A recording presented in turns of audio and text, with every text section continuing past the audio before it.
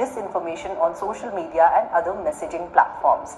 In the report titled Anti-Hindu Disinformation, a case study of Hinduphobia on social media, it has been found that there has been a significant rise in Hinduphobic tropes, such as the portrayal of Hindus as fundamentally heretical, evil, dirty, tyrannical, genocidal, irredeemable, or disloyal. These are being deployed by fringe web communities and state actors alike. From what on the surface might look like anti-Indian xenophobia, the study has found that online expression of hate is particularly targeted at the Hindu community, its symbols, practices, and livelihoods in the form of genocidal memes, hashtags, and derogatory messages. While Hinduphobia in Islamist, white nationalist, and other extremist sub-networks online has been exploding, there's an active role of state actors targeting Hindus for political purposes. In memes like these, self-identified Pakistani accounts mock survivors of 26/11 with clear demarcation between the Islamist terrorists reveling in violence and Hindu victims, with tilaks, saffron clothing, and brown faces, shown as powerless, crying, and frustrated.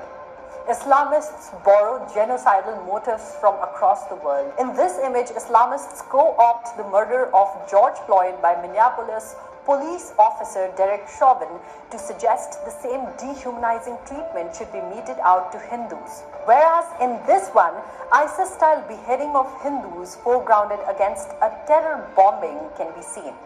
The same Islamist character fashioned as an SS officer can be seen gassing a Hindu male, depicted with saffron and a swastik. You know how during any volatile situation in the country, there is a rise in hashtag campaigns, particularly aimed at painting the minorities as victims. In this study by Rutgers University, it has been found that state-sponsored Iranian trolls disseminated anti-Hindu stereotypes aimed at provoking political unrest. They strategically falsified their location and set it to either Pakistan or India. The report is perhaps the first of its kind, studying at length the organized hate against the Hindu community. In the recent past, seminars and discussions targeting Hindutva with violent imagery have been conducted. That has only given rise to increased Hindumesia. Wide-scale efforts have been made to dismiss the concerns of Hindu community abroad and in India about rising hate and targeted harassment both online and offline. The least the intelligentsia can do is to acknowledge the problem. With Catholic schools.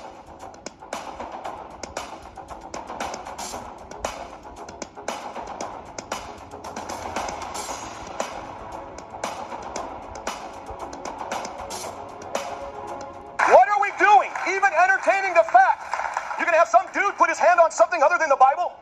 You're going to let him put all of his strange gods up in the White House and we're just supposed to blink because he understands policies?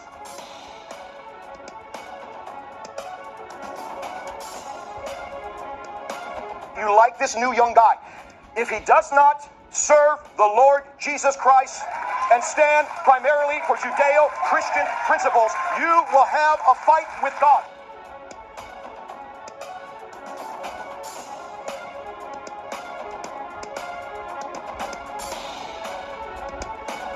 Why our country has been blessed. Whether the presidents have followed Jesus, no, they've been held to a standard. You're not bringing your idols into our country.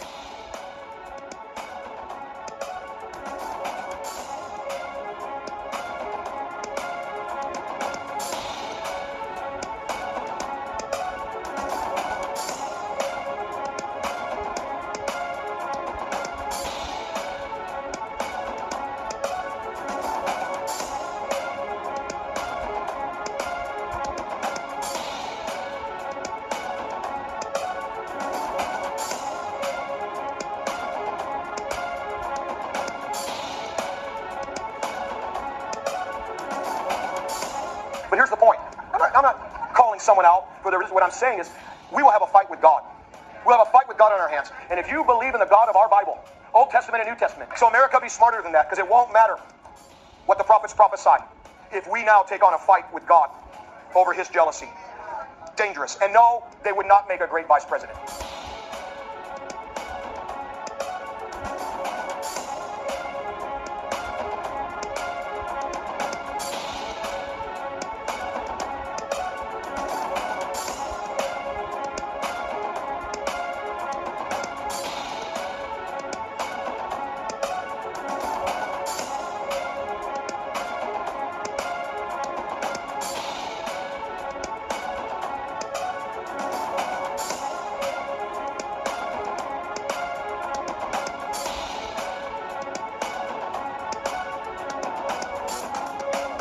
का बहाना बनाकर लोग हिंदुओं को target कर रहे हैं और हिंदुओं को अटैक कर रहे हैं अमेरिका में। आपको याद होगा कि अमेरिका ने मोदी का 2002 के दंगों के बाद वीजा कैंसिल कर दिया था। वही दंगे जिसमें सुप्रीम कोर्ट ने मोदी को क्लीन चिट दी थी। गुजरात के दंगों के ऊपर मोदी का वीजा कैंसिल कर दिया गया था अमेरिका के द्वारा। लेकिन भारत में सैकड़ों दंगे हुए हैं। कई दंगे जो भारत में हुए हैं वो ऐसे स्टेट्स में हुए हैं या ऐसे समय पर हुए हैं जहां पर कांग्रेस की गवर्नमेंट थी, सेक्युलर गवर्नमेंट थी। लेकिन उनमें से किसी भी लीडर का वीजा कैंसिल नहीं किया गया इतने सारे दंगे होने के बावजूद। सिर्फ और सिर्फ मोदी का वीजा कैंसिल किया गया क्योंकि मोदी जो है वो एक हिंदुत्व लीडर था। जिस तरह से अमेरिका के लिबरल्स जो है और अमेरिका के जो इस्लामिस्ट हैं वो जायनिज्म का बहाना बनाते हैं यहूदियों को अटैक करने के लिए और एंटी सेमिटिज्म दिखाने के लिए, उसी तरह से हिंदुत्व का बहाना बनाकर यही जो लेफ्टिस्ट है और ये जो इस्लामिस्ट है अमेरिका के, वो हिंदू फोबिया दिखा रहे हैं, हिंदुओं को अटैक कर रहे हैं। क्योंकि भाई क्रिश्चियनों के पास अधिकार है अपने लिए देश बनाने का, मुसलमानों के पास अधिकार है अपने लिए देश बनाने का, लेकिन हिंदुओं के पास अधिकार नहीं है अपने लिए एक देश बनाने का। क्रिश्चियनों के लिए दर्जनों देश है, मुसलमानों के लिए दर्जनों देश है, लेकिन हिंदुओं के लिए एक भी देश नहीं होना चाहिए। हिंदुओं के पास अधिकार नहीं है कि अपना कल्चर और अपने जीने का जो तरीका है उसको बचाकर रख सके। जब आर्टिकल 370 हटाने की बात हो रही थी तब किसी भी अमेरिका के लिबरल को यह ख्याल नहीं आया कि 4 लाख हिंदुओं को जबरदस्ती कश्मीर से निकाला गया है, उनकी भी जरा बात कर ले, उनको भी जरा सपोर्ट कर ले। आर्टिकल पे आर्टिकल आर्टिकल पे आर्टिकल आर्टिकल पे आर्टिकल लिखा गया कि किस तरह से मुसलमानों के खिलाफ बड़ी ज्यादतियां हो रही हैं, कि भाई ये जो मोदी ने किया है ये इस्लाम के खिलाफ एक अटैक है। लेकिन किसी को भी परवाह नहीं थी, किसी ने भी आर्टिकल नहीं लिखे कि भाई हिंदुओं के साथ क्या हुआ है कश्मीर में, कि किस तरह से कश्मीर के मुसलमानों ने जो इन हिंदुओं के पड़ोसी हुआ करते थे, इन हिंदुओं के दोस्त हुआ करते थे, उन्होंने इन हिंदुओं को कहा एक दिन उठकर कि भाई या तो तुम कन्वर्ट करो या तो तुम कश्मीर से निकलो या फिर मरो। अमेरिका में तो कश्मीर के ऊपर आर्टिकल 370 हटाने के ऊपर हियरिंग भी रखी गई, लेकिन जिन लोगों ने भी कश्मीरी हिंदुओं की बात करने की कोशिश की उनका नाम खराब करने की कोशिश की मीडिया ने। अमेरिका के जो हिंदू पॉलिटिशियन है उन्होंने हिंदुओं के साथ जो हुआ है कश्मीर में उसको पूरी तरह से इग्नोर किया। उन्होंने सिटीजनशिप अमेंडमेंट बिल के बारे में भी झूठ फैलाया और दिल्ली में जो हिंसा हुई है उसके बारे में भी झूठ फैलाया। बड़े बड़े मेन स्ट्रीम जो डेमोक्रेटिक लीडर हैं जैसे कि बर्नी सैंडर्स, जैसे कि इल्हान ओमर, जैसे कि अलेक्जेंड्रिया ओकासियो-कोर्टेज, इन सब ने आर्टिकल 370 के बारे में, कश्मीर के बारे में झूठी खबर फैलाने की कोशिश की। इन सब ने दिल्ली में जो हिंसा हुई है उसके बारे में झूठी खबर फैलाने की कोशिश की। उन्होंने बार-बार कहा कि ये पोग्राम है। अभी भी जो हिंसा हुई है दिल्ली में, जो दिल्ली में रायट हुए हैं, ये कुछ मुसलमानों ने शुरू किया था जिसमें कि एक पुलिस वाले की जान भी गई थी और कुछ हिंदुओं को भी मारा गया था। उसके बाद जो हिंदू कम्युनिटी है उसने रिटेलिएट किया था और कुछ मुसलमानों की भी जान गई थी। तो इसको पोग्राम नहीं कह सकते, ये एक रायट है। इसलिए मैं कहता हूं कि अगर ये विक्टिम्स का नाम गूगल सर्च भी करेंगे तो इनको सच्चाई पता चल जाएगी। लेकिन उसके बावजूद बर्नी सैंडर्स और इल्हान ओमर और एओसी जैसे लोगों ने भारत के बारे में झूठ फैलाने की कोशिश की है सिर्फ और सिर्फ हिंदुओं का नाम खराब करने के लिए और सिर्फ मुसलमानों का सपोर्ट पाने के लिए। और जब एक पहली main stream Hindu politician America में उठी जो कि हिंदू होने पर शर्मिंदा नहीं है, जो कि हिंदू होने पर बहुत गर्व महसूस करती है, तुलसी गैबर्ट। और तुलसी गैबर्ट एक हिंदू है, माइनॉरिटी है, वुमेन ऑफ कलर है, हवाईयन है। तो एक ऐसी औरत जब निकल कर आई जिसको हमेशा लिबरल कहते हैं कि इस तरह की औरतों को तो हमें सपोर्ट करना चाहिए, इस तरह की माइनॉरिटीज को तो हमें हमेशा सपोर्ट करना चाहिए, उसके साथ लिबरल्स ने क्या किया? उसको जरा सा भी सपोर्ट नहीं मिला लिबरल्स से। उसको लिबरल्स ने बार-बार अटैक किया है, उसका नाम खराब करने की कोशिश की गई है, उसको फैशिस्ट बोला गया है, उसको तो इस तरह से सेक्सिस्ट अटैक किए गए हैं उसके ऊपर कि उसको आरएसएस की प्रिंसेस बोला जाता है, सिर्फ इसलिए क्योंकि वो हिंदू है और दूसरी बात क्योंकि उसकी मोदी से एक अच्छी रिलेशनशिप है। आपको पता है मोदी के साथ और किसकी अच्छी रिलेशनशिप थी? ओबामा की। ओबामा ने टाइम मैगजीन में मोदी के लिए एक टेस्टिमोनियल भी लिखा था। भैया ओबामा के ऊपर तो इस तरह से किसी ने अटैक नहीं किया। तुलसी गैबर्ट के ऊपर आर्टिकल लिखे गए कि किस तरह से आरएसएस उसकी फंडिंग करती है, क्योंकि कुछ हिंदू अमेरिकन ने उसकी फंडिंग की है और क्योंकि इनके हिंदू नाम है इसका मतलब कि ये आरएसएस से जुड़े हुए हैं। आप जरा सोचिए यार, है तुलसी गैबर्ट ने करीब $13 मिलियन कमाए हैं इस इलेक्शन साइकिल में, उसने रेस किए हैं अपने इलेक्शन के लिए। उसमें से सिर्फ $1 लाख जो है, जो करीब 1% है टोटल जो उसने पैसे इकट्ठा किए हैं उसका, ये $1 लाख उसको हिंदू अमेरिकन ने दिए हैं। तो इस वजह से लोग उसको फैशिस्ट बोल रहे हैं। हमारे पास ये प्रूफ भी नहीं है कि ये हिंदू अमेरिकन जो है ये आरएसएस से जुड़े हुए हैं या आरएसएस ने इनको पैसे दिए हैं। आप जरा सोचिए इस तरह का प्रोपेगेंडा अगर किसी और लीडर के साथ किया जाता तो क्या हालत होती। अगर किसी मुसलमान ने बर्नी सैंडर्स को वोट दिया हो और लोग कहते हैं कि बर्नी सैंडर्स को टेररिस्ट ऑर्गेनाइजेशन से वोट मिल रहे हैं या हमास से वोट मिल रहे हैं या हिजबुल्लाह से वोट मिल रहे हैं सिर्फ और सिर्फ इसलिए क्योंकि कुछ मुसलमानों ने बर्नी सैंडर्स को वोट दिया है। आप सोचिए क्या कोई भी लिबरल कभी ऐसा बोलेगा? लेकिन क्योंकि ये लोग हिंदू हैं और क्योंकि तुलसी गैबर्ट हिंदू है तो उसका नाम खराब करना बिल्कुल ठीक है, कोई तकलीफ नहीं उसमें। इस तरह का एक भद्दा घटिया आइडिया जो तुलसी गैबर्ट को अटैक कर रहा था, जो तुलसी गैबर्ट का नाम खराब करने की कोशिश कर रहा था, एक बड़े डेमोक्रेटिक पॉलिटिशियन ने खुद शेयर भी किया था जो कि खुद एक हिंदू है, सिर्फ और सिर्फ तुलसी गैबर्ट का नाम खराब करने के लिए। इस बंदे का नाम है रोक खन्ना। ये अपनी आत्मा बेचने को तैयार है सिर्फ और सिर्फ डेमोक्रेटिक पार्टी में थोड़ी ऊंची लीडरशिप पाने के लिए। अरे भाई liberals,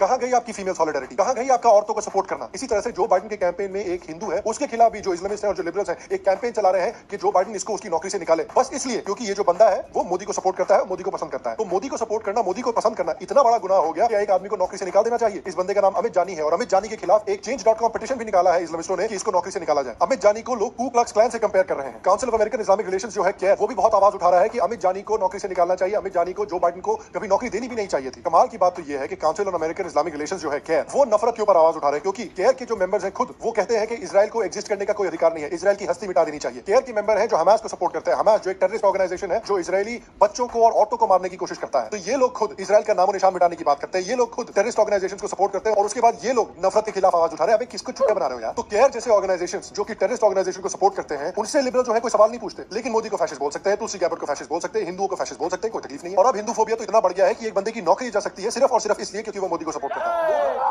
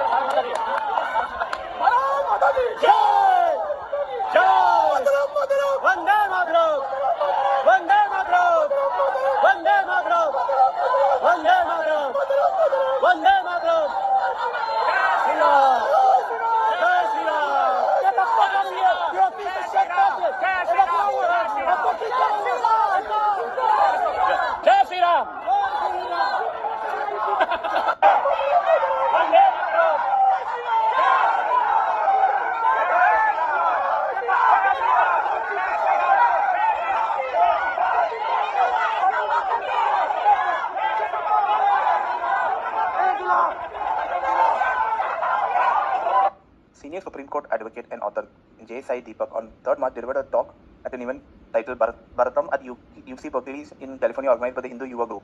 As Sai Deepak addressed the myriad of issues concerning the Hindu civilization, the usual anti-India and anti-Hindu elements in UC Berkeley, along with Khalistani, staged loud protest outside the venue in the varsity premises. According to press release issued by the organizers, more than 200 students from UC Berkeley attended the event. The usual anti-Indian and anti-Hindu puppets suspect attempted to cancel the event but failed badly. Despite the best efforts to include individuals of all viewpoints, we sadly note the few student groups who unsuccessfully attempt to cancel the dialogue. We strongly condemn the intention of the students to showcase a toxic narrative built of fabricated information about Indian political issues and extremely misplaced blame by projecting them onto Hindu students at UC Berkeley. Putting up a fight against the Hindu haters, Sai Deepak, after finishing his talk, paid a visit to the wild protesters who were visibly frustrated. Sai Deepak shared research video showing how he challenged and debated woke liberals at UC Berkeley. Marching on along with some members from the event, Sai Deepak chanted Bharat Mata Ki Jai at the top of the समय की आवश्यकता है क्योंकि दीपावली पर आपके हाथों में फुलझड़ी आपको 6 माह का कारावास दे सकती है. He also warned that purchasing and bursting of firecrackers in the capital is punishable with a 200 rupee fine and 6 months in jail time. Delhi कोई पहला राज्य नहीं और आम आदमी पार्टी अकेला ऐसा दल नहीं जिसने यह कृत्य किया. भाजपा और कांग्रेस शासित राज्य भी दौड़ में है. पंजाब और हरियाणा में पराली जलाने का समय है, जिसका धुआं दिल्ली को गैस चैम्बर बना देता है, जिससे हर वर्ष लोग ग्रसित होते हैं. परंतु मजाल, कोई पार्टी एक शब्द भी बोलता है. कब तक जारी रहेगा पराली जलाना? जब तक सरकार इसका परमानेंट हल नहीं करती थी. परंतु यह जो केवल दीपावली पर प्रतिबंध तक नहीं रुकता, यह समाज के हर उस छोटे से छोटे स्वरूप को खा रहा है जिसमें समाज अपना प्रतिबिंब देखता है. क्या नृत्य ब्राह्मणवादी हो सकता है? भारत में है. क्या भोजन असहिष्णु हो सकता है? भारत में है. जो हो रहा है वह दानवीय है. कदाचित लोगों को प्रतिक्रिया समझ में नहीं आ रही है. And isn't it appalling that modern educated women do Karwa Chauth? Holi, Deepawali, Shivratri से लेकर नवरात्रि तक कोई त्योहार इस अनाम दैत्य के विषतंतों से नहीं बचा. कौन है ये दैत्य? क्या कोई चेहरा है इसका या आपकी संस्कृति को निगलने वाला राक्षस अदृश्य है? आज इस दैत्य के दांत गिने जाएंगे. द रेड फाइल्स के इस विनाशक प्रकरण में हमारा समर्पण आपकी सोसाइटी के फैब्रिक को कंप्लीटली डिस्ट्रॉय कर सकता है. 2017 के अंदर सुप्रीम कोर्ट एक रूलिंग पास करता है कि LGBTQ कम्युनिटी के पास भी वो सारे राइट्स होने चाहिए जो कि एक आम नागरिक के पास होते हैं. यानी लिव इन रिलेशनशिप वगैरह में भी ये लोग अब रह सकते हैं. 2023 में सेम सेक्स मैरिज की बात हो रही है. अब ऑब्वियसली लॉजिकल दिमाग तो यही कहता है कि हर किसी के पास इक्वल तरीके से जीने के अधिकार होने चाहिए. पर इक्वल तरीके से जीने का अधिकार का मतलब ये नहीं होता कि आप जैसे मर्जी वैसे जिए और जो मर्जी चाहे वो करें. 2017 के बाद जितनी भी प्राइड मार्च होती है उसके अंदर हिंदूज को स्पेसिफिकली टारगेट करके गाली दी जाती है. संभवामी युगे युगे, rainbow over saffron, smash Brahminical patriarchy. हर बार ये लोग एक ऑप्रेसिव फोर्स के रूप में ब्राह्मण्स को ही रिप्रेजेंट करते हैं कि इन्होंने ही पूरी सोसाइटी को दबा रखा है. हाँ, तो वो ब्राह्मण थे जो शायद आपके 1000 साल से रूल कर रहे थे. 800 साल मुगल्स और 200-250 साल ब्रिटिशर्स ने तो आप पे राज करा ही नहीं. अगर ब्राह्मण से इतने ही ज्यादा शक्तिशाली थे, इतने ही ज्यादा पेट्रियार्कल थे, तो उन्होंने मुगल रूल को अपोज क्यों नहीं करा, उसको हटा क्यों नहीं दिया? क्यों बहुत ज्यादा ब्राह्मण्स ने कन्वर्जन करी? कोई शौक में अपने मन से तो करी नहीं होगी. पर नहीं, हर बार स्केपगोट के रूप में लात किसको मारी जाती है? ब्राह्मण्स को. और अगर आपको ये लग रहा है कि ये सिर्फ हिंदुइज्म को टारगेट करते हैं, तो ऐसा बिल्कुल नहीं है. वेस्ट में ये लोग सेम इसी तरीके से क्रिश्चियनिटी को टारगेट करते हैं, फिर इस्लाम को टारगेट करते हैं. जिस भी कंट्री में जो भी मेजर फोर्स होगी ये लोग उसको टारगेट करते हैं. अब ये करते क्यों है? कि आपको लगता है कि ये सब लोग अपने आप एक जगह इकट्ठा हो जाते हैं? कोई पॉलिटिकल एजेंडा नहीं होता पीछे. एक्सट्रीम लेफ्ट विंग आइडियोलॉजी हमेशा LGBTQ कम्युनिटी को सपोर्ट करती है. अब ये जो आइडियोलॉजी है इसका बस इतना कहना होता है कि जो भी चीज सेंटर में है, जो भी चीज पावर में है, उसको अपोज कर दो.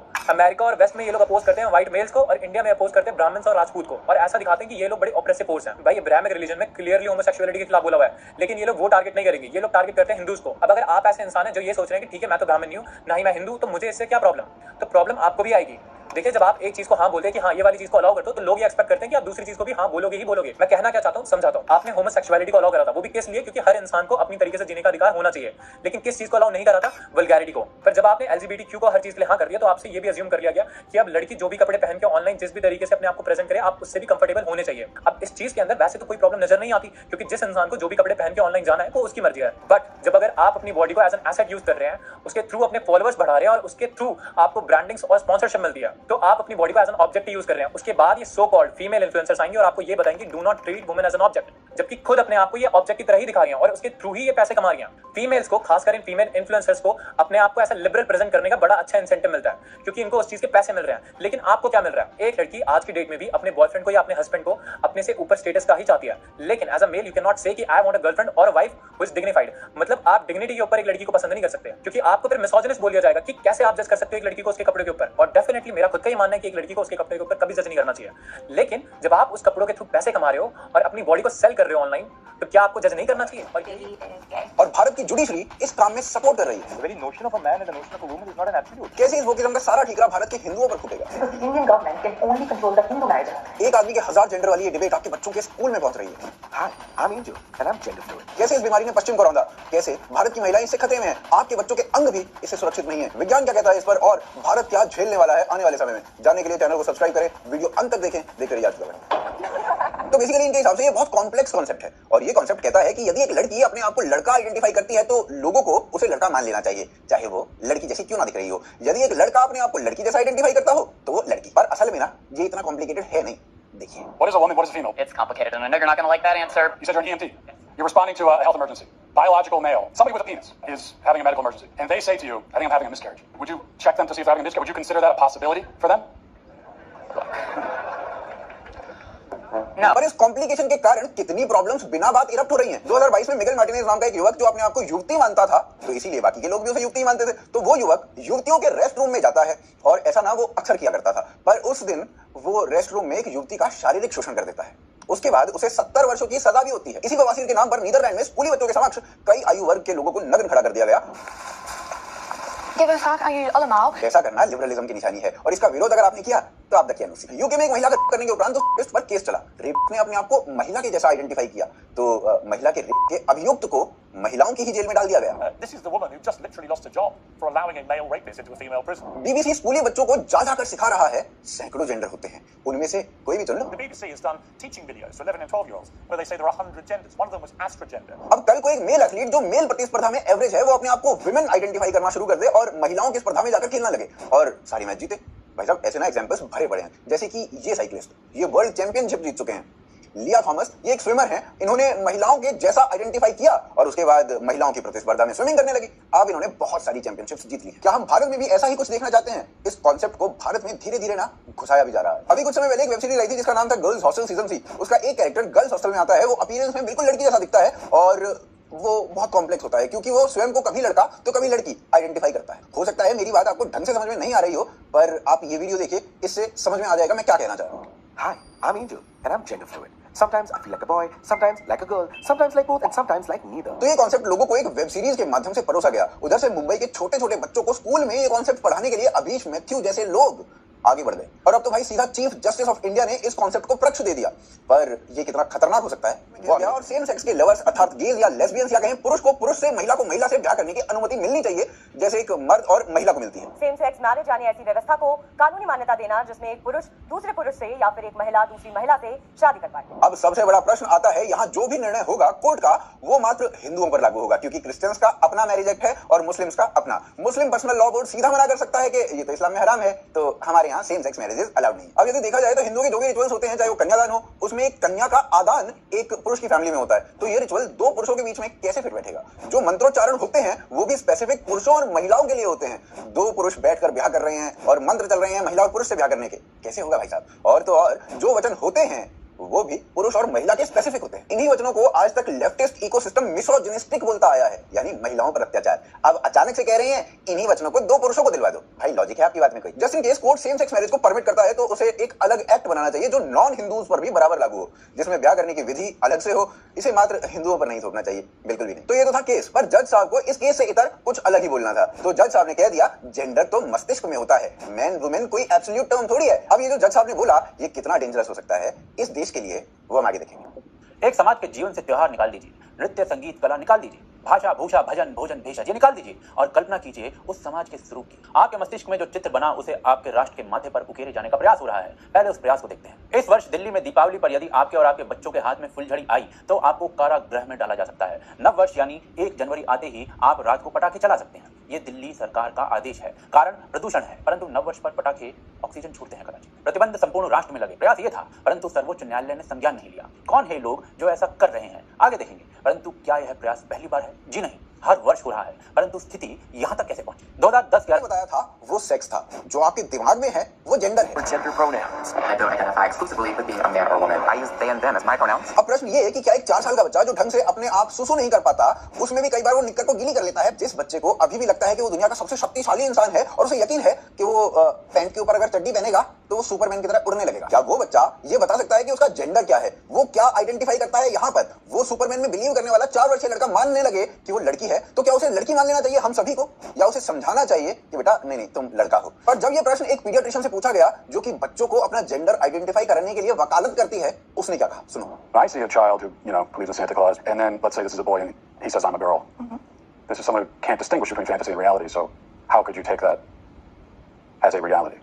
I would say that as a pediatrician and as a parent, I would say how wonderful my 4-year-old in their imagination is. ये उत्तर सुनकर आपका भी मन अपने बाल नोचने का कर रहा होगा और वेस्ट में छोटे-छोटे बच्चे अपने आप को कुछ का कुछ आइडेंटिफाई करने लगे हैं और इनके जैसे पीडियाट्रिशियंस उन्हें बढ़ावा दे रहे हैं. When this happens at a young age, when you start trying to convince kids that they don't know what gender they are, or they're born in the wrong body at 2, 3, 4, 5, 6, 7, 8, 9, 10 years old, that's child abuse. और इसी प्रकार की workshops जो Abish Matthew स्कूलों में चला रहे हैं वो भारत के बच्चों को भी इसी दलदल में धकेल रहे हैं और इस सब का प्रभाव ये बढ़ रहा है कि यंग लोगों में एक एक्सपोनेंशियल ग्रोथ देखी गई है जो ट्रांसजेंडर हैं. पहले कम हुआ करते थे, अब बढ़ रहे हैं और बढ़ते ही जा रहे हैं. Well, if that's the case, and there have always been these sort of like millions of trans people, and if it's also true that if we don't affirm them, that would cause them to commit suicide, then we should be able to look back in history and find just this unbroken, incredible epidemic of children mysteriously killing themselves because they weren't being affirmed as trans. And what you find is that that didn't exist. I mean, the youth suicide rate has increased exponentially alongside trans affirmation. लेकिन अभी यहाँ gender affirmation treatment के बारे में बात हुई तो भाई वो क्या कलेश है? तो ये वो चीज है जिससे सबसे अधिक डरना चाहिए. And you end up with scandals like the Tavistock Clinic here in London in the UK, where they were basically mutilating children, young kids, teenagers. Gender affirmation के कई ट्रीटमेंट में से एक ट्रीटमेंट होता है प्यूबर्टी ब्लॉकर्स. नाम से बहुत कुछ क्लियर हो रहा होगा. प्यूबर्टी ब्लॉकर बच्चों को दिया जाता है. एक बच्ची जो अपने आप को लड़का आइडेंटिफाई करने लगी है अपने दिमाग में, जो अब 8-9 साल की हो गई है और अब उसको पीरियड्स आने वाले हैं, तो उसको प्यूबर्टी ब्लॉकर दे दिया जाता है जिससे उसको पीरियड नहीं आएंगे. मतलब जो चीज एक लड़की में 50 वर्ष की आयु में होने वाली थी, इन्होंने ड्रग देकर 8-9 साल की उम्र में करा दी. If you give them to a girl who's already started her periods, you're going to put her into an immediate sort of violent menopause. It's a lot worse than when you undergo menopause naturally through your, 50s. It's लड़का हो या लड़की, इसे लेने के बाद sexual desires उसकी खत्म होती जाती हैं और बच्चा पूरा जीवन कंफ्यूज रहता है कि वो है क्या और इवेंचुअली गे या लेस्बियन बन जाता है. ऐसा भाई साहब मैं नहीं कह रहा हूँ, डॉक्टर्स कह रहे हैं. the development of desire is mediated by the sex steroid hormones, and if you've blocked them, then you've also blocked that development in the child. यही नहीं, इस ड्रग को लेने से बोन डेंसिटी खत्म होती जाती है और बच्चे का पूरा जीवन बर्बाद हो जाता है. Interview with our producer, report of spinal fractures, subsequent chronic pain in a young patient given puberty blockers in Sweden. Multiple case reports of a loss of IQ. जज साहब ने इस सब के लिए भारत में एक पूरा फ्लड गेट खोल दिया है. ये मैं नहीं कह रहा हूँ, ये वो कह रहे हैं जिन्होंने सेम सेक्स मैरिज की पिटीशन कोर्ट में डाली है. Now he's gone and gotten into a debate that simply does not apply to India as it stands today. It's a very dangerous debate. It is not gender science. Remember what he's talking about. He's parroting extremely dangerous leftist socialist gender ideology. पर क्या यही इकलौती बात है जो भारत की judiciary ने की जिस पर प्रश्न उठे? आगे देखते हैं. कि दुकानदार अपनी दुकान पर पटाखों का प्रदर्शन नहीं कर सकता. 2013 में मदुरई में 10 बजे के पश्चात पटाखे चलाने पर प्रतिबंध लगा, परंतु यह अभी प्रतिबंध और दंड के भेष में नहीं पहुंचा था. 2014 आते आते इस प्रकार के विज्ञापन बनने लगे.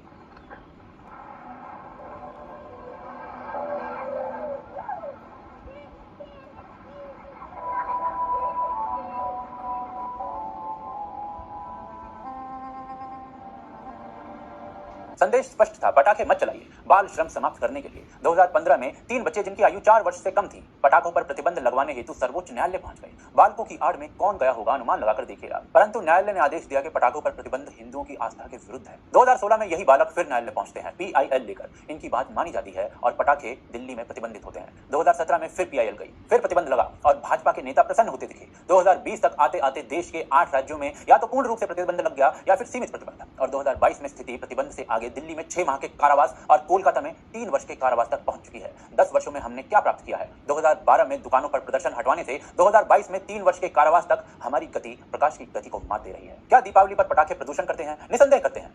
क्या इतना प्रदूषण करते हैं कि बच्चे के हाथ से फुलझड़ी छीन ली जाए? चलिए 2021 में दीपावली पर पटाखों का प्रदूषण में जो योगदान है वो देखते हैं. अभी दिल्ली की हवा में जितना प्रदूषण है उसमें 40% पराली की वजह से, 40%, 28% प्रदूषण वाहनों की वजह से है और लगभग 30% कंस्ट्रक्शन यानी निर्माण कार्यों की वजह से. यानी लगभग 2% से भी कम योगदान रहा पटाखों का 2021 में, और वो प्रतिबंध है. परंतु जो पराली 40% योगदान दे रही है वो धड़ल्ले से चल रही है. सरकार, न्यायालय सब विवश दिख रहे हैं, परंतु यह रण क्षेत्र पटाखों से आगे का है, जहां आक्रमण केवल पटाखों पर नहीं, त्योहार की आत्मा पर है. और क्या केवल दीपावली पर है?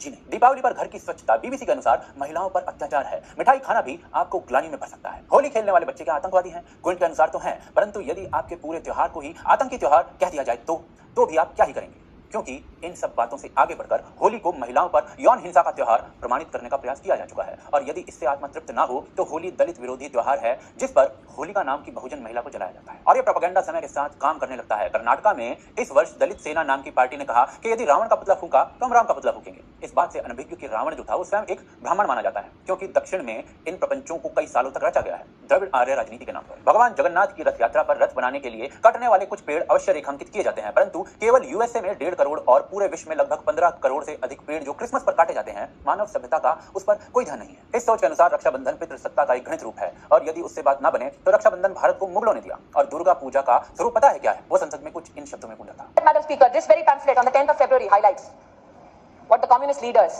call Mahishasur Martyrdom Day. And may my God forgive me for reading this. Durga Puja is the most controversial racial festival, where a fair-skinned, beautiful goddess Durga is depicted brutally killing a dark-skinned native called Mahishasur. Mahishasur, a brave, self-respecting leader, tricked into marriage by Aryans. They hired a sex worker called Durga. करवा चौथ, शिवरात्रि, जलीकट्टू, नवरात्रि, रामनवमी, कोई हिंदू त्योहार इस प्रहार से नहीं बचा है। और इसका प्रभाव आप दीपावली पर हुए पिछले 10 वर्षों में जो बदलाव है उसे नाप कर देखिए। किस किस माध्यम से होता है प्रहार, वो आगे देखते हैं। एक दुष्प्रचार जिसकी मंशा एक समाज का विनाश और एक राष्ट्र का अपयश प्रतीत हो, किसी एक माध्यम पर निर्भर नहीं रह सकता। किसी काल्पनिक विषजीव की भांति इसके भी 100 सर होते हैं। हिंदी चलचित्र से प्रारंभ करते हैं, जहां दीपावली, होली और करवा चौथ जैसे त्योहार उत्सव नहीं मनहूसियत लाते हैं।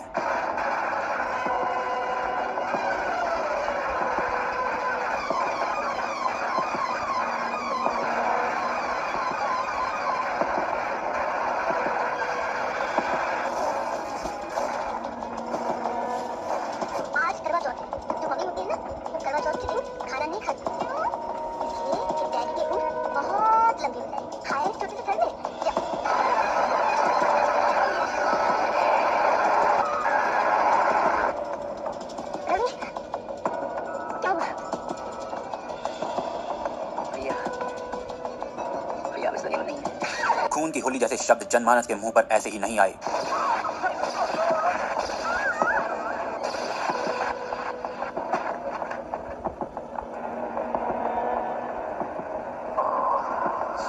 केवल फिल्मी संवाद नहीं, फिल्मी कलाकार भी इसमें आपका मस्तिष्क हिला सकते हैं। प्रियंका चोपड़ा जो दैनिक जीवन में सिगरेट पीती दिखती हैं, उन्हें दीपावली आते ही ना अस्थमा हो जाता है। Reduce the use of firecrackers so that you all, asthmatics like me and all the animals out there, everyone can enjoy the festival. यह व्याधि बालकों के पाठ्यक्रम तक को दूषित करती है। एनसीईआरटी की कक्षा 2 की पुस्तक आपको बताएगी कि कैसे दीपावली प्रदूषण फैलाती है, परंतु उसी पुस्तक में क्रिसमस पर कट रहे पेड़ और ईद पर व्यर्थ हो रहा पानी कहीं मेंशन नहीं किया जाता। यह विषय वटाबाउटरी का नहीं, तार्किक होने का है। पाठ्यक्रम निर्धारित करने वाले इतिहासज्ञ रक्षाबंधन जैसे त्योहार आप तक पहुंचाने का श्रेय मुगलों को दे रहे हैं। आज मनाई जा रही दीपावली का श्रेय भी मुगलों को दिया जा रहा है। जश्न, चिराग, आतिशबाजी। आपको यह बताने वाला कोई नहीं कि औरंगजेब ने दीपावली पर आतिशबाजी पर प्रतिबंध लगाया था, परंतु दीपावली को जश्न रिवाज बनाने वाले विज्ञापन अवश्य दिखेंगे। कर देना चाहिए, जो कि पेरियार ने कहा वो कर देना चाहिए। इस बयान पर बात कोर्ट में गई। वकील ने जज को बताया कि ब्राह्मणों को समाप्त करने की बात की जा रही है। जज साहब का नाम था जोसेफ, और ये सब सुनकर जोसेफ जी को हंसी आ गई। वकील साहब ने पूछा, ये कोई हंसने की बात तो है नहीं जज साहब? तो जोसेफ जज बोला, पेरियार ने भी तो यही कहा था। तो वकील ने कहा, अगर कोई गलत बात कोई फेमस आदमी कह दे तो क्या वो सही हो जाती है? अभी कल ही सीजीआई चंद्रचूड़ जी ने कह दिया कि हम कॉन्स्टिट्यूशन के ओरिजिनल इंटरप्रिटेशन से बाध्य नहीं हैं, हम कॉन्स्टिट्यूशन को जैसे इंटरप्रेट करें वो हमारी मर्जी। मतलब जज साहब कॉन्स्टिट्यूशन से ऊपर हो गए, ओरिजिनल इंटरप्रिटेशन नहीं, अब इनका इंटरप्रिटेशन मानने होगा। एक कोर्ट का निर्णय आया कि एक मैरिड महिला अपने प्रेमी के साथ रह सकती है। दूसरे कोर्ट ने दूसरा निर्णय दिया कि शादीशुदा महिला 15 वर्षों तक भी अगर दूसरे मर्द के साथ रहती है और फिर तलाक लेती है तो भी बेचारे उस पति को मेंटेनेंस देनी पड़ेगी। अब वोकिज्म इतना व्याप्त है कि जो मेल फीमेल पर स्टेटमेंट सीजीआई की ओर से आया वो कुछ चौंकाने वाला नहीं था। पर प्रश्न ये कि साइंस क्या कहती है, कौन लड़का और कौन लड़की? विदेशों में एक प्रश्न जो आजकल हर किसी से पूछा जा रहा है वो है व्हाट इज अ वुमन, और बड़े बड़े लोग इस प्रश्न से या तो बचते दिखे या इस पर गोलमोल सा उत्तर देते दिखे, परंतु साइंस का इस प्रश्न पर क्या उत्तर है, देखिए। In your understanding, what is a woman, first of all? So it's pretty simple and straightforward. A woman is an adult human female. A woman is a female, and the female is defined by the genes she has essentially. She has 2 X chromosomes and she's human normally.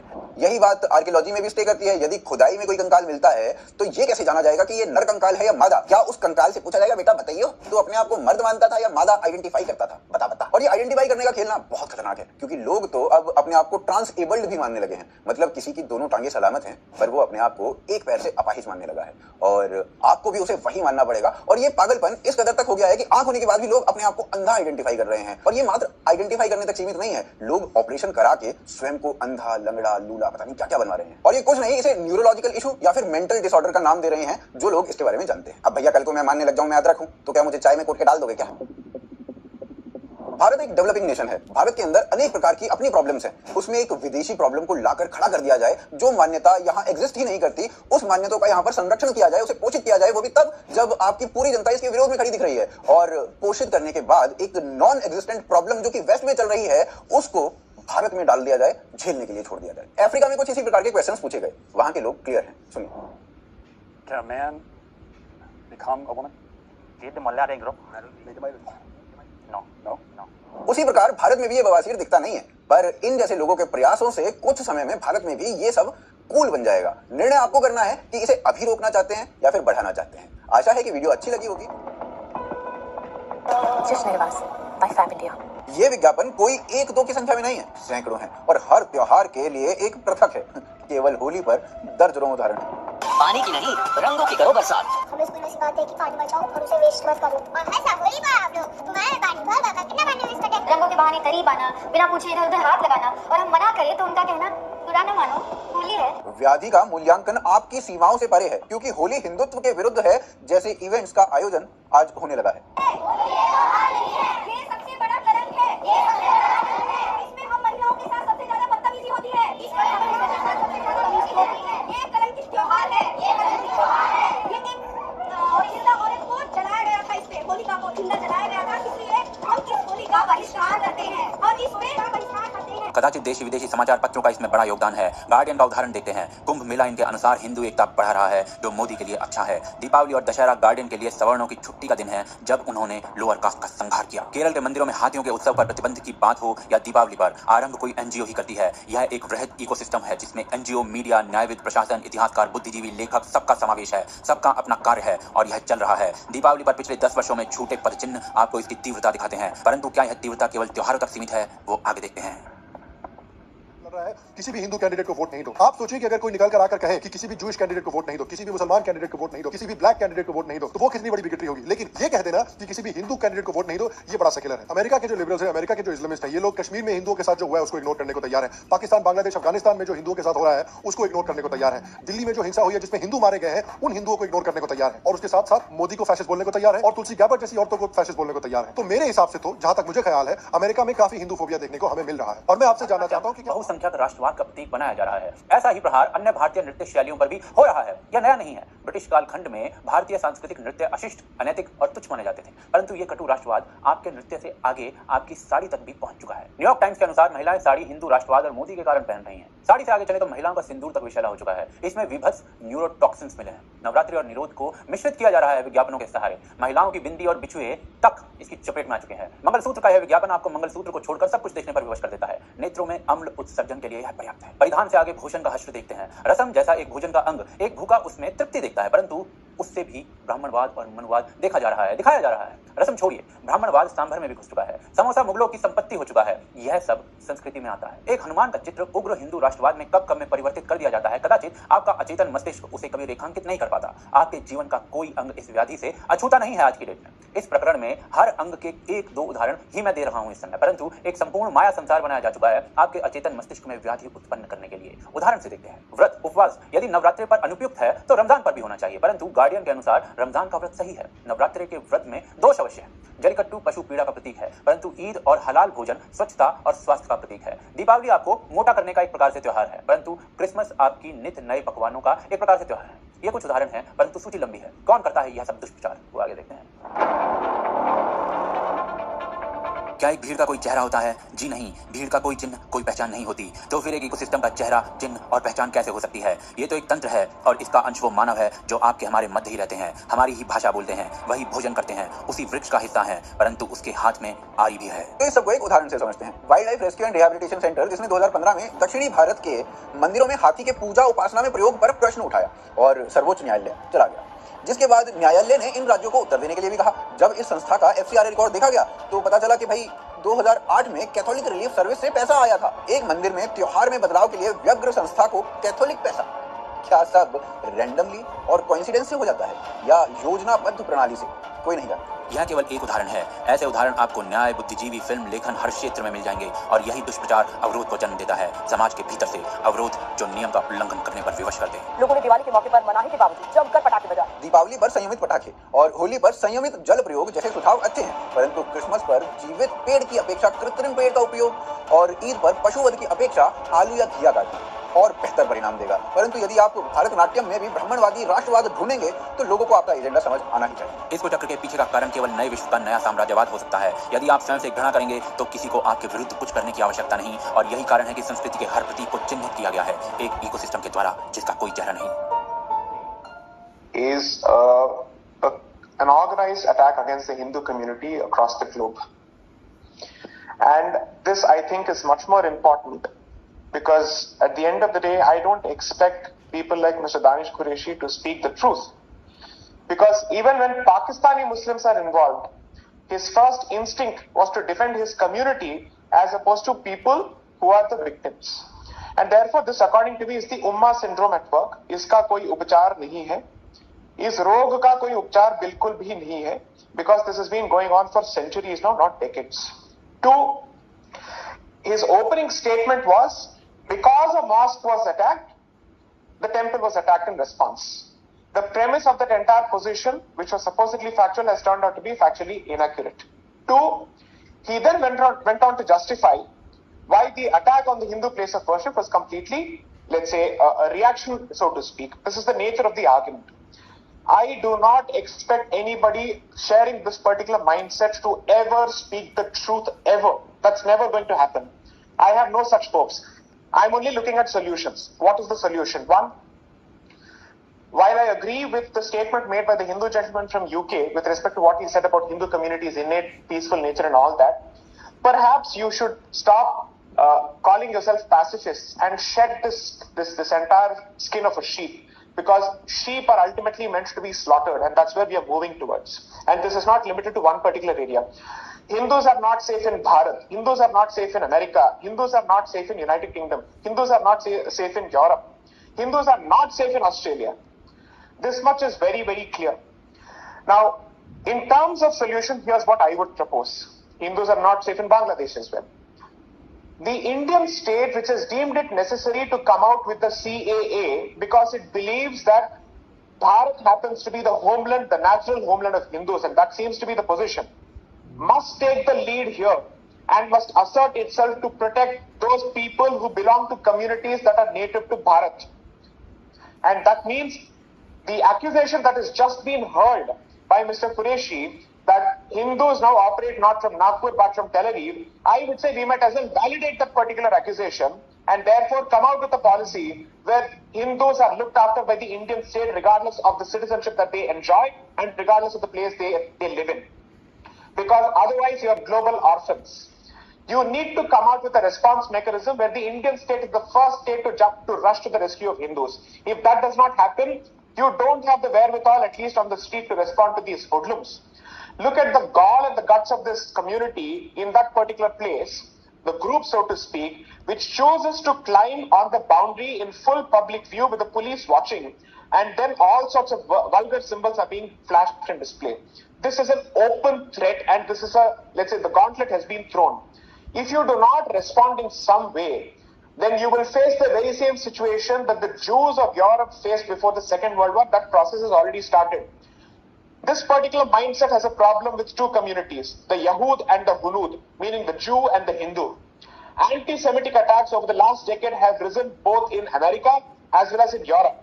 And that has gone hand in hand with changing demography. Now, what is the changed demography and what is the altered demography? I will leave it for your viewers to understand and infer. The Indian state has a responsibility now. The state, which is currently accused of being the Hindutva fascist state, so to speak, might as well make its detractors sound right, and it might as well prove its detractors right, because you've tried desperately to prove them wrong. You're not getting any brownie points at the end of the day. You're not winning their sympathies at the end of the day. You might as well protect the people who you're accused of protecting.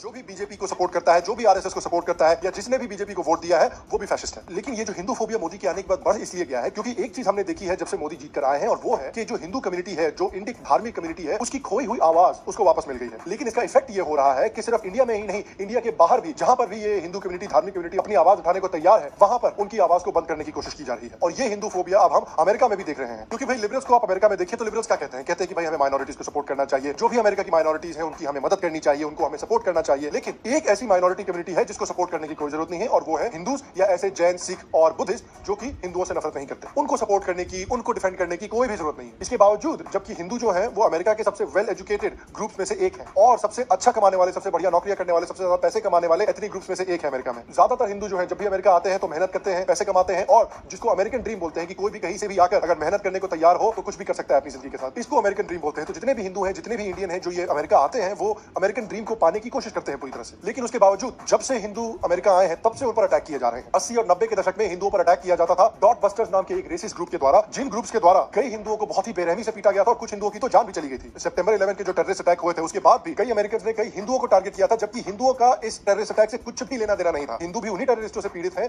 जिनसे ये America पीड़ित है। तो जबकि शुरुआत से हिंदुओं के ऊपर अटैक किया जा रहा है, हिंदुओं के states right now and much of the Western world. So what is woke culture? Woke culture is something that has emerged in the vacuum left behind after the fall of Christianity. So you know, in the past, in the 1980s, when the Pope would visit any country in Europe or in the West, there would be hundreds of thousands of people lining the streets waiting to catch a glimpse of the Pope. Today, when the Pope visits some place, there's nobody on the streets. So that gives you an indication of the decline of Christianity and the way people are rejecting Christianity in the West, because now people are becoming aware of the true history of Christianity, that it has played a very major political role. In Europe, it has been the real center of power, and it has, well, you can read up the history of the popes to understand the real role of Christianity. So Europe and the West have woken up to this. They are leaving Christianity in en masse. Now the thing is that Christianity has been the moral foundation of the West for about 1,000 years, if not more. So every person needs a moral foundation in their life.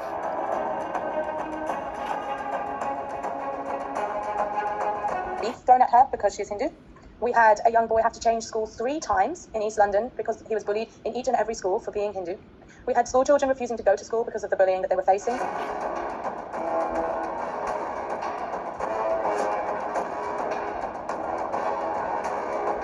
Jesus and children being told by Muslim peers that if they did not convert to Islam, the bullying would persist.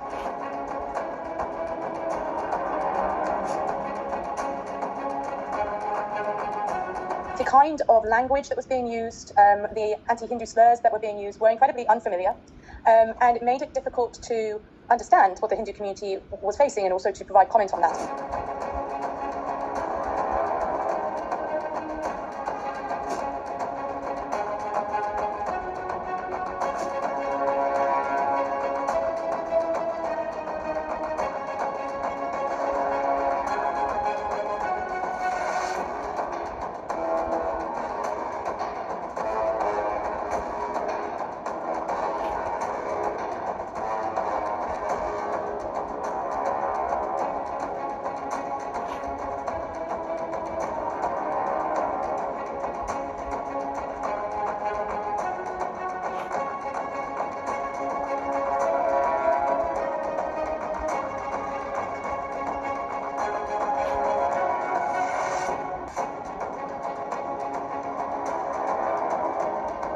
Anti-Hindu hate proof. We are not saying it. The Henry Jackson Society, and you refer to it, is a think tank that works to expose extremist ideology, and this is the latest from the Henry Jackson Society. They have compiled this survey, and in doing so, they also went to these schools and spoke to the parents of Hindu students, and as many as 51% of the parents said that their child was at the receiving end of Hinduphobia, anti-Hindu hate. Let's understand some examples. So this report is not compiled on basis of some isolated incidents. Volunteered case examples under this subheader. Look what the report says. 254 parents, the number important, the 254 parents chose to share details of incidents in schools. Details were coded into themes. The themes were chosen to reflect the fact that some issues appeared at high frequency. What are the themes? Theme number 1 in this report, anti-Hindu slurs. References made to polytheism, religious practices, idol worship. This has been grouped as anti-Hindu slurs, and here are the examples. References to idol worship.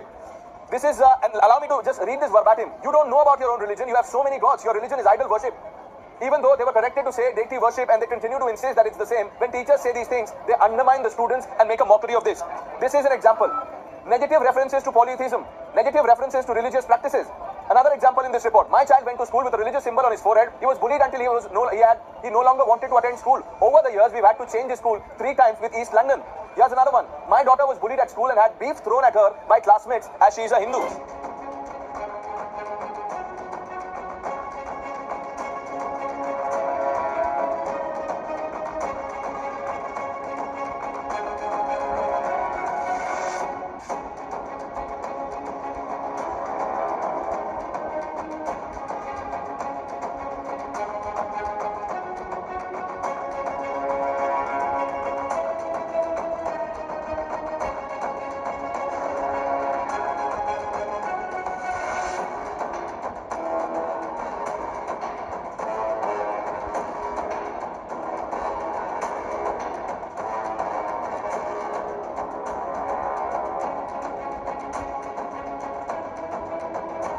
Western concept है। All of this wokeness originates here in the United States of America, and then we export it to you in the UK. इस concept का भारत में कोई स्थान नहीं है।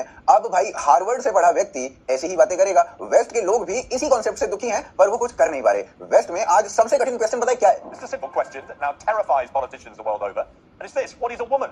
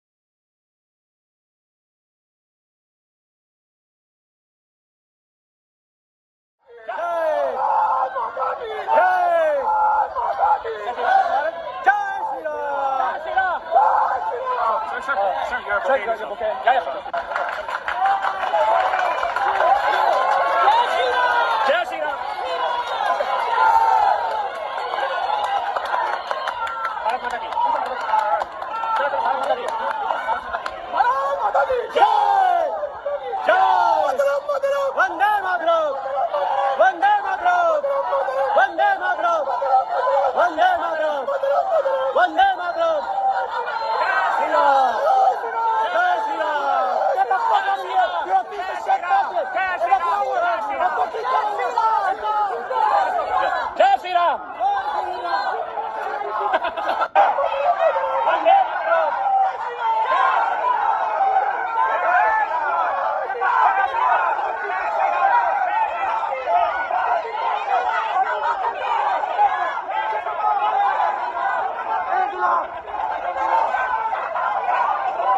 Senior Supreme Court advocate and author J. Sai Deepak on 3rd March delivered a talk at an event titled Bharatam at UC Berkeley in California, organized by the Hindu Yuva Group. As Sai Deepak addressed the myriad of issues concerning the Hindu civilization, the usual anti-India and anti-Hindu elements in UC Berkeley, along with Khalistani, staged loud protests outside the venue in the varsity premises. According to press release issued by the organizers, more than 200 students from UC Berkeley attended the event. The usual anti-Indian and anti-Hindu puppets suspect attempted to cancel the event but failed badly. Despite the best efforts to include individuals of all viewpoints, we sadly note the few student groups who unsuccessfully attempt to cancel the dialogue. We strongly condemn the intention of the students to showcase a toxic narrative built of fabricated information about Indian political issues and extremely misplaced blame by projecting them onto Hindu students at UC Berkeley. Putting up a fight against the Hindu haters, Sai Deepak, after finishing his talk, paid a visit to the wild protesters who were visibly frustrated. Sai Deepak shared research video showing how he challenged the woke liberals at UC Berkeley. Marching on along with some members from the event, Sai Deepak chanted Bharat Mata Ki Jai at the top of their voice. These battles cannot be contested alone. I have no political action whatsoever. I said, what on earth is this? An Indian language is a clutter in your tongue. I totally can understand. But it should not be divorced from the unique cultural experience and presented by the Hindu Mahasabha. which actually promised equal rights to religious minorities. Rights are denied. Honestly speaking, rights to be out there. People's Theatre Association was banned. Play Harigaraj Master was banned. And undoubtedly communal in nature. That is something that must be accepted. Because otherwise, we will start, which actually promised equal rights to religious minorities. Should not be divorced from the unique cultural experience and historical experience of any community. The amazing disconnect as and all the Hindutva ideologues, so to speak, in building my case, which is that there is no reference to Savarkar whatsoever. There is no reference whatsoever to even Tagore or Gandhi or anybody else for that matter. And let me start with perhaps a factual correction. Kindly indulge me. Hindutva was not coined by Savarkar. Hindutva was coined by Chandranath Boshu in 1892 in his essay on Hindutva specifically. Long before Savarkar actually wrote on the subject, someone had already thought of it and had actually fleshed out its embodiment, so to speak, and Chandranath Boshu. Yes. So Hindutva, unfortunately or fortunately, is attributed to the mind of Savarkar when in fact it's not. So that's the first factual correction. Second, I wouldn't dare use the word criticism because I would be stepping into too large a shoes. I wouldn't do that. But my own impression of your book is that perhaps it takes a truncated view of what people crudely dub as Hindu nationalism. I have addressed certain parts of that actually as part of my book. The idea is to place the current movement and the awakening of this particular society within the larger canvas of what global scholarship refers to as decoloniality, which is to basically say that post-colonial societies are trying to shed the baggage of post-colonialism and wear the lens of decoloniality to be able to re-access their past and not recreate their past, but to re-inscribe certain values of the past in the institutions of the present and hopefully chart a more indigenous future. But it's not possible to completely create an indigenous future simply because it happens to be an integrated world. And that's the reality that you have to deal with and actively engage with. So the idea is to create perhaps a hybrid future which has a greater quotient of indigeneity as opposed to coloniality. Let me say this with as much humility as I can marshal at this point, that perhaps your previous book on the British colonial period, as well as this book, completely missed the scholarship of decoloniality because unfortunately, Bharat's experience with colonialism is being approached with a blinkered vision, and I'm making a reference to a general school of thought, and I'm not making this personal at all.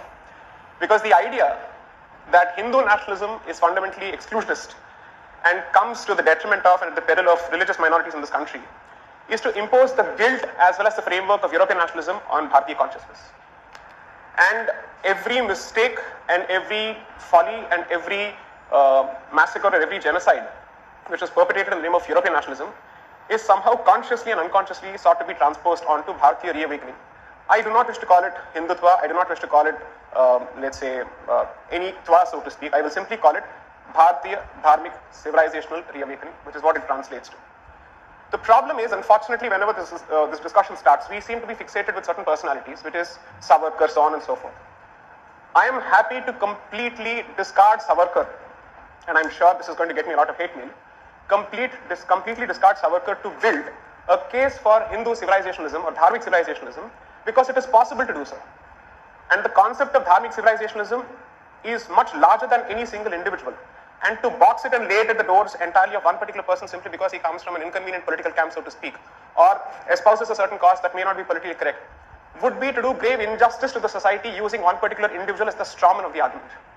So therefore, it is my position, and I say this with all humility, that with due respect to Sri Savarkar and his contributions, because I've seen the tone as well as the manner in which you refer to him, I'm absolutely sure that it's not possible for us to glorify all parts of any individual. You would agree with that. Be it Mahatma Gandhi, or at least I refer to him as Mohandas Karamchand Gandhi. I choose not to refer to him as Mahatma Gandhi. Pardon me for saying so. Or for the matter, Dr. Ambedkar. I don't think there is a single individual, if you choose to start scrutinizing them, that you would find yourself agreeing with all parts of everything that they say. Be that as it may, you try and make do with those parts which you believe, define them, characterize them. Therefore, for all his flaws and whatever they may be, Savarkar was effectively putting forth a position which was already in public domain, and he was capturing a certain spirit. But be that as it may, I don't wish to be the mouthpiece of Savarkar here. The point is, it is possible, and it must be so, that you look at this particular concept of Dharmic civilizationalism independent of the lens of European nationalism. Unfortunately, the moment this discussion starts, I think people start cherry-picking certain facts, which is that the constitution is fundamentally antithetical to, or is it loggerheads with the Hindutva vision of a Hindu Rashtra, so to speak. So perhaps you may want to look at the draft constitution that was presented by the Hindu Mahasabha, which actually promised equal rights to religious minorities. And the reason why this is important for us to point out is because, assuming for a moment that we did not have the concept of contemporary constitutionalism emanating from Europe, even then, Bharat as a civilization has always welcomed those people who are willing to live with us. We did not have a constitution when persecuted Parsis knocked at the doors of Bharat. We did not have a constitution when, let's say, the Jews from your state, so to speak, and even from the northeast, knocked at the doors of Bharat. So to attribute certain large-heartedness entirely to the constitution, I would say, is to protect the constitution at the expense of the civilization, which I think is grave injustice. Grave injustice. I've never done that. I'll just finish my point. When you finish up. So as far as I'm concerned, to assume that the constitution is somehow a civilizing tool which seeks to educate and civilize and, let's say, uplift a certain regressive society, which is at loggerheads with the value of constitutionalism, which doesn't know what is democracy, which doesn't know what it is to accommodate minorities, no. It is a product of the fundamental spirit of this particular land.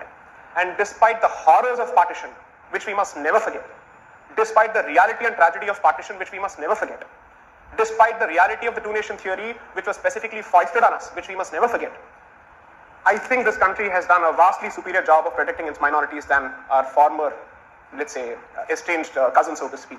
And I think the proof of that lies in the fact. So it actually is very, very surprising when we are constantly told that this particular country, if it becomes a Hindu Rashtra or if it becomes a Dharmic civilizational state, so to speak, is bound to become what you refer to in your book as the Hindu Pakistan. I'm sorry, I think that's grave injustice to the people of this country, because accommodation is something, an accommodation, not Western style assimilation. Accommodation has been the spirit of this country, because Western style assimilation requires you to convert to their way of life in one form or the other, either overtly or covertly, in order for you to be accepted as part of the particular society. It is this country that makes it possible for people to keep their culture alive in the most perhaps pristine form possible, so long as it does not come in the way of others. So I would actually make the case that Dharmic civilizationalism is what is crudely dubbed as Hindu nationalism. And as a student of constitutional law, not to claim specific expertise or drop names here, I believe that whenever public morality has been referred to in the Constituent Assembly debates, the reference has been to the reservoir of this country's public morality drawn from the vast ocean of dharma. And as far as I understand, the concept of dharma is native to this particular land, so to speak, and its culture. And there is one clarification or correction that I think is very, very important, that it's possible to simply reduce the so-called Indic reawakening, so to speak, as identity politics. It's possible to muddle it to the level of identity politics. In my humble opinion, that would be perhaps the most superficial way of looking at it. Because scholarship, psychology, political science, as well as students of history strike a very clear distinction between identity and consciousness, which is to say you can be a Hindu in name and still think like a foreigner, because your language and your accent and everything could be something that is completely alien to this land. So according to me, identity is less important and consciousness is more important, which is why if I had to choose between an Aurangzeb and Dara Shikoh, I would choose a Dara Shikoh simply because in consciousness, he was closer to the Hindu spirit, notwithstanding his identity. But Aurangzeb, for all practical purposes, his consciousness and identity were one and the same, and completely antithetical to the nature of this land and its accommodative spirit. So that is the distinction. And the third point that I think needs to be made very, very clearly, because Savarkar's work, whether it is capable of being misinterpreted, misconstrued, or interpreted in the right manner, is not the touchstone of Indic Renaissance. Because it is the typical strawman, one of the strawmans that's created is to basically say, Hindutva is ethnocentric, it has a certain obsession with race, and therefore, in its rejection of religious minorities, it is merely presenting another form of xenophobia. The fact of the matter is, this land has accommodated several races, and not all of these races are necessarily native to what we understand as Bharat. They have come from several parts of the world, but have ultimately become part of this particular land, simply because their way of life has managed to find a way of coexisting with us, without actually having a fundamental principle which sees us as subhuman or dehuman. So anyone who is willing to let go of any particular tenet that has the effect of rendering me a second-class citizen or a second-class human being, forget citizen, is welcome in this particular country so long as he doesn't threaten to sever my roots to this particular land. So the idea which I'm trying to present is that Dharmic civilizational reawakening is not a restatement or a sophisticated way of presenting xenophobia or ethnocentrism, because ethnocentrism and xenophobia are the legacies of European-style nationalism, not Bharatiyata, so to speak.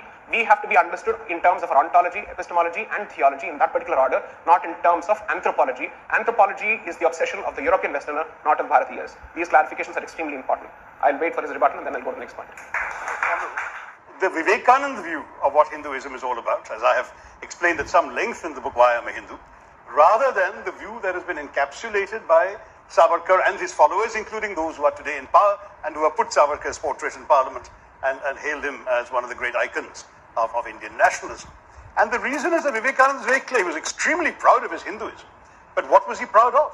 He celebrated precisely the inclusiveness of the faith. He said, for example, in Chicago, in that famous series of addresses to the World Parliament of Religions in 1893, he said, "I'm proud to speak to you on behalf of a faith that has taught the world not just tolerance but acceptance."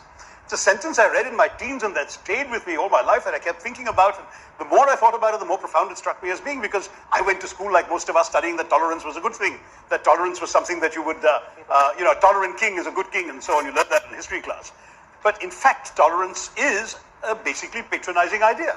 It essentially says, I have the truth, you are in error, but I will generously indulge you in your right to be wrong.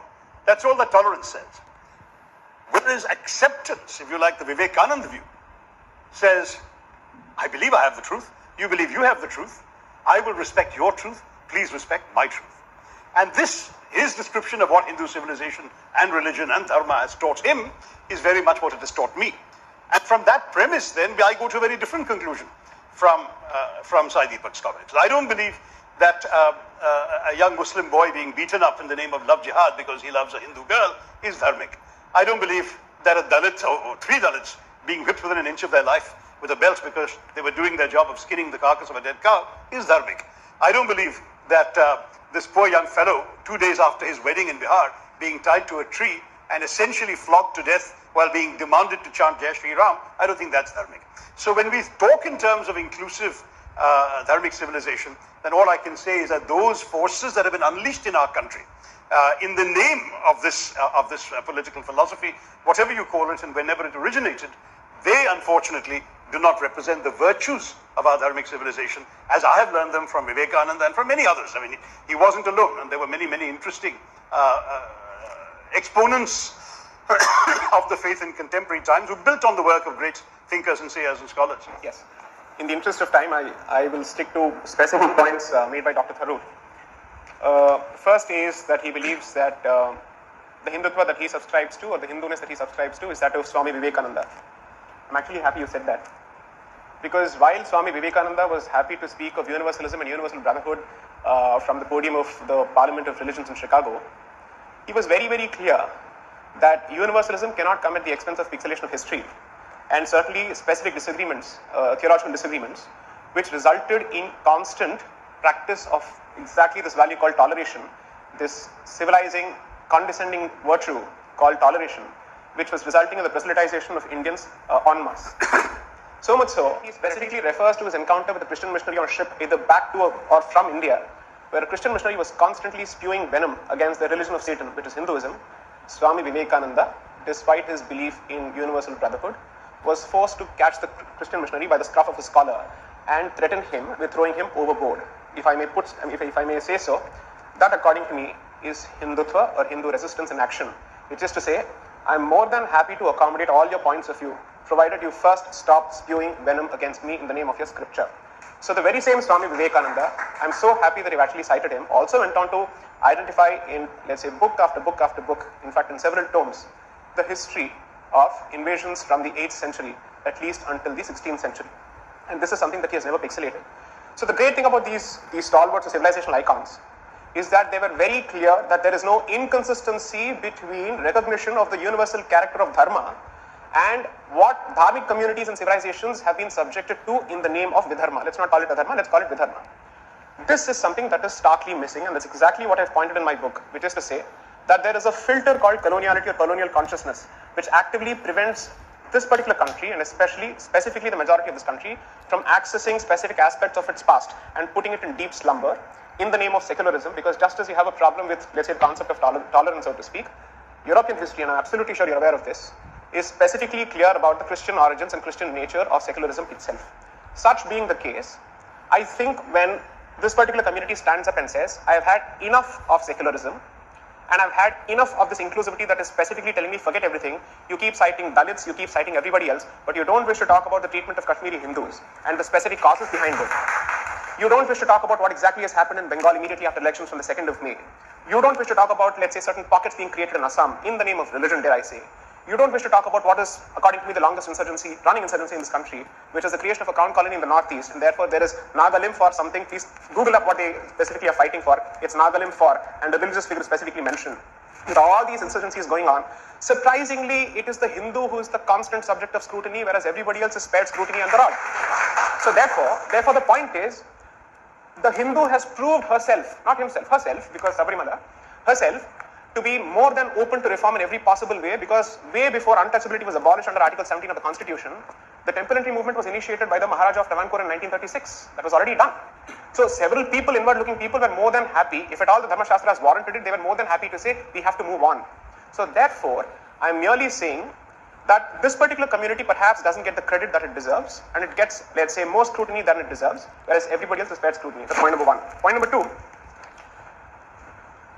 any concept must be understood, as Dr. Tharoor rightly points out, in historical context. I completely understand. But it should not be divorced from the unique cultural experience and historical experience of any community. So nationalism, when spouted by a European who's fundamentally a colonizer, is not the same as nationalism from Savarkar or anybody else who's the victim of colonization at the end of the day, who's witnessed two successive waves of colonization running for at least 1400 years. So to say that when we speak of nationalism, it's the same as European supremacism, I'm sorry to say, is to compare apples with oranges, where you're divorcing the entire history and focusing exclusively on the statement. Here, when we speak of nationalism, it is merely a call for throwing off the yoke of colonialism of two kinds. Therefore, this should not be compared with Europeans for the simple reason that you're comparing the victim with the oppressor and the aggressor. That, according to me, there couldn't have been a greater insult to a victimized and a colonized community. That's point number two. And I'll just make one more point, which is Constitution. Of course, it's a fine document. It's a great document. It must be worshipped. Yes, I get all of that. But the point is, Dr. Ambedkar, after having crafted this Constitution, during the Nehruvian dispensation, rues the fact that he actually created this Constitution because he was seeing it distorted under the Nehruvian dispensation, and he says very clearly that I regret the day that I was given this particular task of having to draft this particular document, because now I realize that a terrible piece of document can be used for the betterment of the people in the hands of good people, but a fantastic piece of document and legal document can be completely misused in the hands of scoundrels. I'm not even paraphrasing, I'm using his words exactly. So therefore, the fact of the matter is, the chairman of the drafting committee of the Constitution regretted having to live during his lifetime to see the Constitution and its values being completely thrown to the winds. That's point number three. And the last point that I think is extremely important is the reference to Diana Eck, her book called India, a Sacred Geography.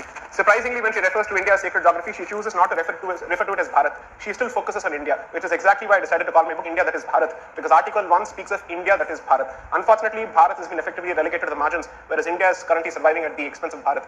The problem is, if you look at the introduction of Diana Eck's book, because I've had the specific opportunity to deal with it in my book, she recognizes the fact that as far as this country is concerned, it was created as a consequence of a network of pilgrimage centers. And therefore, there's a triple matrix of nature, culture, faith, epistemology, and patriotism coming together to create this entity called Bharat. But there again, she says, but Hindu nationalism, no.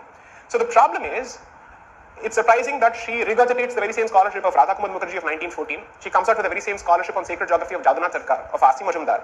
But we are more than happy to cite a foreign scholar by the name Diana Eck as opposed to Radhakumar Mukherjee, Jadunath Sarkar, or R.C. Majumdar, which, according to me, is proof of coloniality or colonial consciousness, so to speak, that we still seek the validation of someone sitting in Harvard. So it has to be someone of Indian origin educated abroad, or it has to be preferably a Westerner who's educated abroad. All of them telling us, of course you're great, you have a validation, you have our blessings. So that's exactly why I said perhaps we should have, let's say, a face-off as far as India, that is Bharat and the Battle of Belonging is concerned, simply because Diana Eck represents everything that is wrong with Western academia. She, according to me, represents what's happening on the September 11th, which is dismantling Global Hindutva Conference. We are not discussing that. I'll leave that. Let me quickly, but very briefly, just and I'm the director of Indica Classical Library.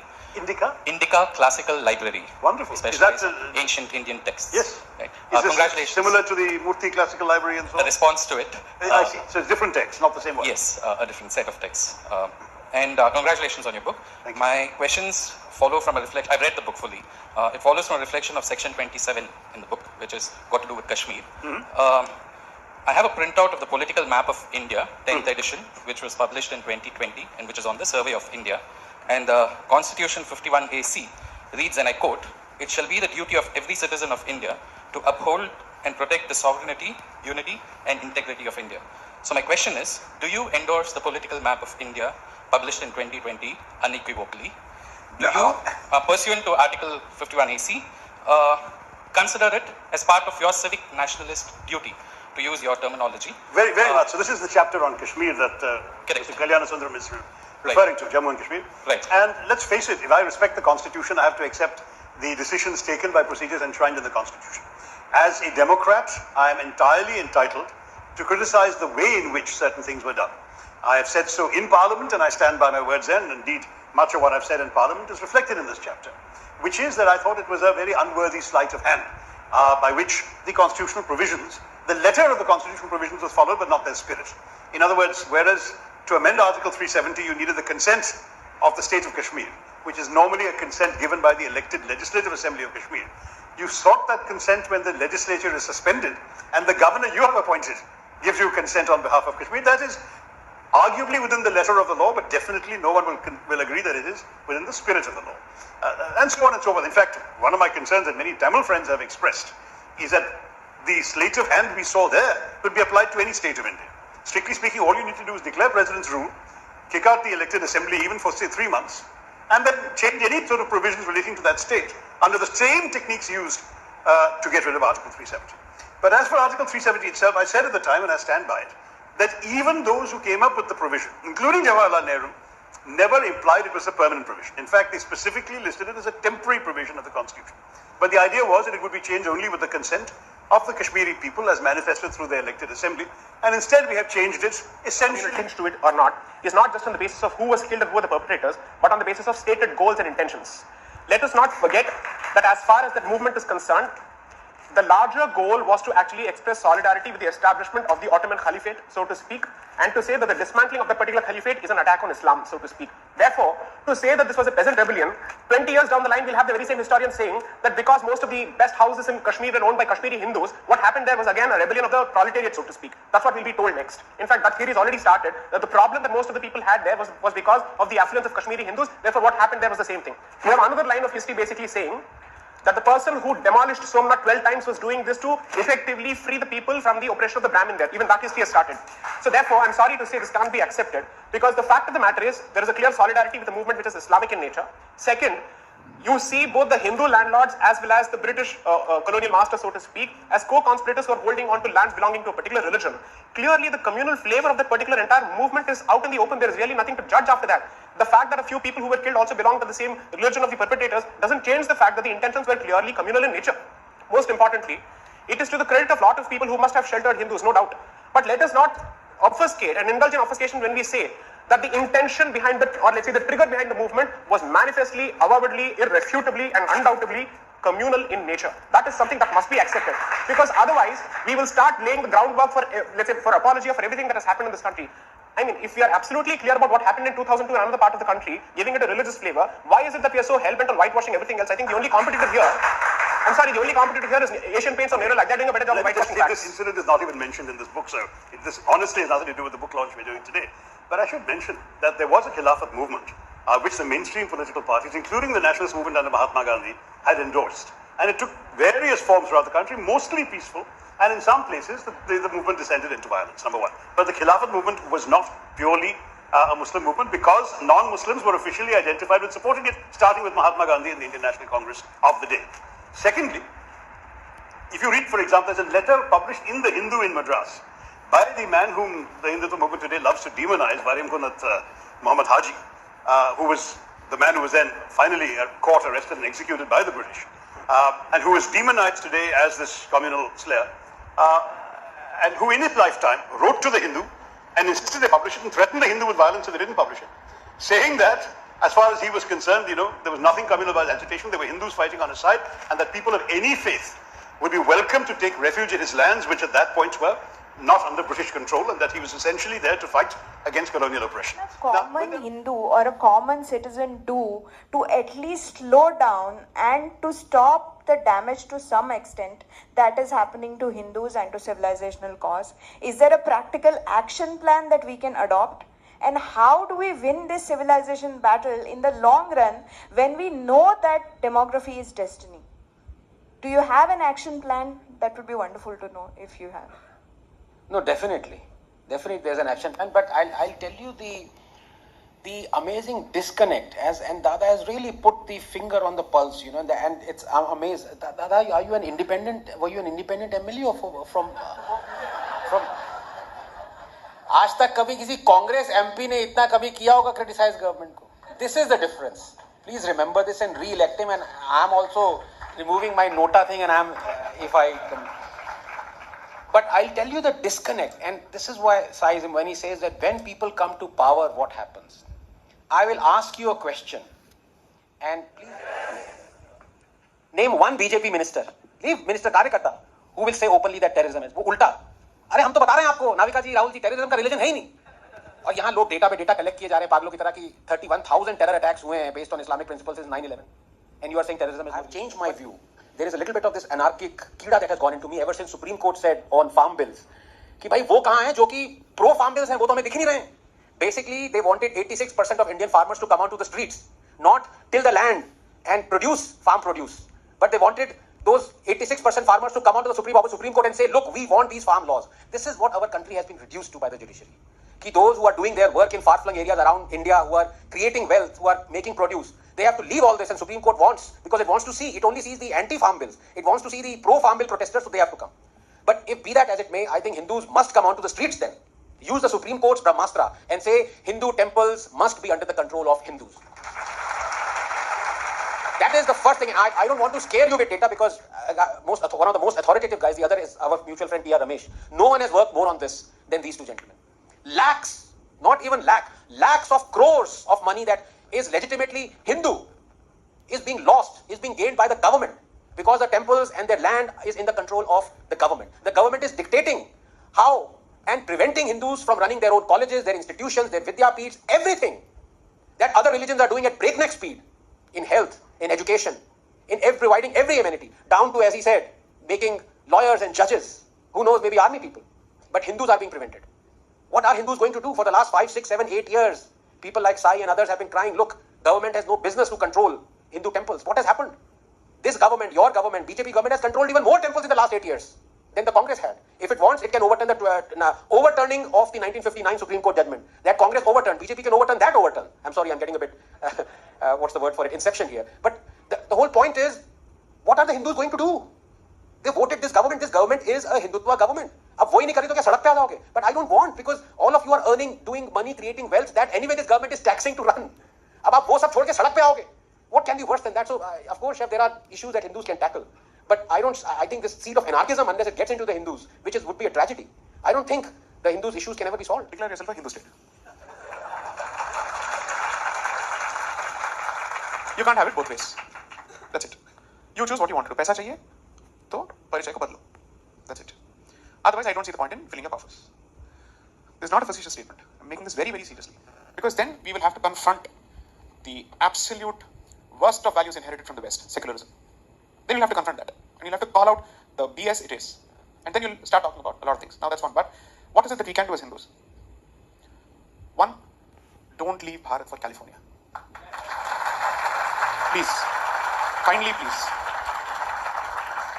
गांव छोड़ दिया, शहर छोड़ दिया, भारत छोड़ दिया, तो बचा क्या, किसके लिए लड़े, मेरे को समझ में नहीं आता है. वहां से क्या you will want to form a diaspora fighting for a country which has vacated the country? Kindly, please, stay in Bharat. This is the way of the future. Shakti has traveled everywhere and has come back to Asia. It has finished its journey in the rest of the world. The history of the world is a movement of energy. Energy is finally coming back to its source. Kindly stay. If you're looking for perhaps being a part of the most interesting, exciting generation, notwithstanding the troubles and challenges ahead, this is the place to be. Bharat is the battleground and Bharat is the way of the future. I'm not saying this for any other reason. शिवलिंगों का अपने आप बाहर आना अपने आप में कुछ संकेत है if you're a believer. Idols which have been, I'm a hardcore believer. I hope that doesn't affect you. Absolutely not. Absolutely. Hardcore believer. इतनी सारी मूर्तियां जो 400 साल, 500 साल दबे पड़े थे, वो बाहर निकल रहे हैं. The explosion of interest in Bharatiya Sanskriti is tremendous. The voices that are being produced.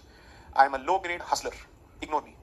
Look at the number of Shastric voices coming out, trying to protect traditions, who don't get the kind of space and the social media position advantage that we get. So, these are signs. And Dharma believes in cosmic signs. I cannot ignore that. Pre, संस्कृति को बचाने से पहले परिवार को बचाइए. जो आपके बच्चे हैं, जो वोक बन रहे हैं, उनको पकड़िए.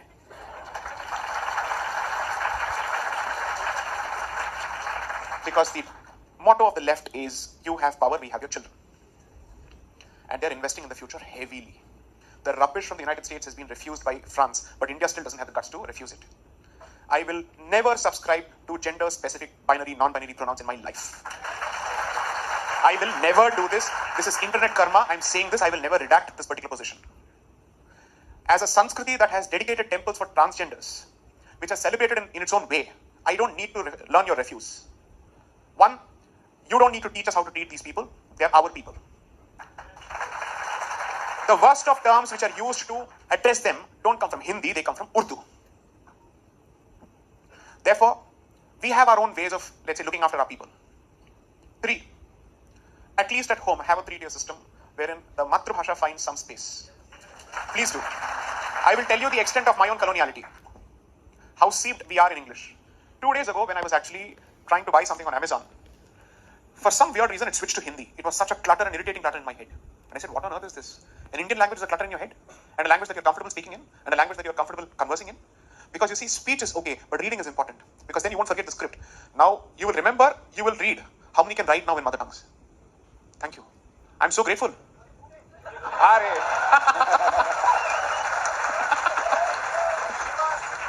And force your native press to not simply transliterate English words in Marathi or Hindi. Computer ko computer mat bolna. I'll tell you why I'm so proud of Tamil language chauvinism. I'll say this. Let me just answer this question, and I hope I don't offend sentiments. If I do, that's okay. The point is, the Dravidianists see Tamil Brahmins as Aryans, and we are castigated left, right, and center. Whereas all the prime literature has come from the Tamil Brahmanas. Subramanya Bharati, who they worship, is my distant relative. He's actually the damad of my family. And these are all, he was a cherut smoking Tamil Brahmin. So if you go to Nepal, they have traditions where they castigate Rama because ladki ko diya, dekho kya kar diya. In Bihar and other places, they won't give people their daughters in marriage to people coming from Uttar Pradesh and Koshal. There are certain traditions there because they carry the memory. Similarly, we say this about Subramanya Bharati. Dekho hamari ladki ke saath kya kar diya. Because the man never earned. He was a thinker. Cigar smoking thinker at home. Okay. Now the point is, retain your mother tongues. There is a reason why you have Ishtadeva as a concept. You owe your duty to 3 sets of devatas. Your Kula Devata, because that protects your collective identity as a group and the traditions that go with it. Your Grama Devata, which is your guardian deity. Your Ishta Devata, you choose according to your nature. That's exactly why Dharma offers you this 108 baskets. Choose what you want or mix and match. And choose a deity according to that. And once you have chosen or subscribed to that, please make sure that at least once a week, you dedicate in some form to that particular deity, because all this talk is useless because you have to match the other guy in his commitment to his deity. And that is something you must learn from them, no matter what. It's not wrong. He's wrong because his point of view is against us. And he has positioned himself as matter and antimatter. But our commitment is where we are fundamentally, let's say, it's a shaky wicket. So in a previous talk somewhere I said this, the principle is what I call the SIP principle. Spiritually fit, intellectually fit, and certainly get physically fit. Make one trip to Israel and you'll realize not one gentleman I saw there had a paunch. Once I came back, I realized kuch na kuch to karna padega. I can't go like this. So each of these components are important because it makes a difference. One of the reasons that Guru Gobind Singh specifically had physical attributes for the Khalsa, especially the beard, is to invite and invoke fear. The Kada was a sign of metal and Kshatra. They still call the weapon, the art of learning weapons, in their own corrupted form, Shastra Vidya. It's nothing but Shastra Vidya. So my suggestions would be the following. Hinduism, as Ravatji said, unlike Islam, is rooted to a particular bhumi, which is why you pray as you worship to the bhumi as well. It's a consecration that happens with every ritual, so protect and stay. This is your land.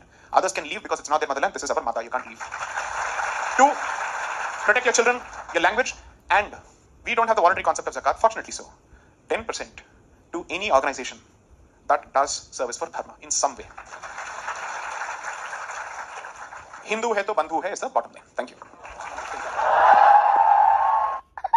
I don't need to tell you when Mani talks about the BBC and saying we didn't ban the BBC film. Right, you didn't ban the film. You banned the BBC for 2 years. His exact expression was, lights are dimming. Honestly, they seem pretty bright to me out here.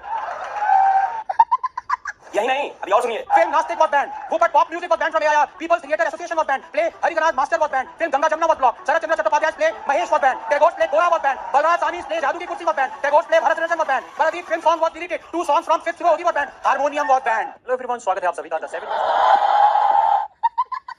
threatens them that they'll have to pay a price. If they can threaten retired judges, what about lowly journalists?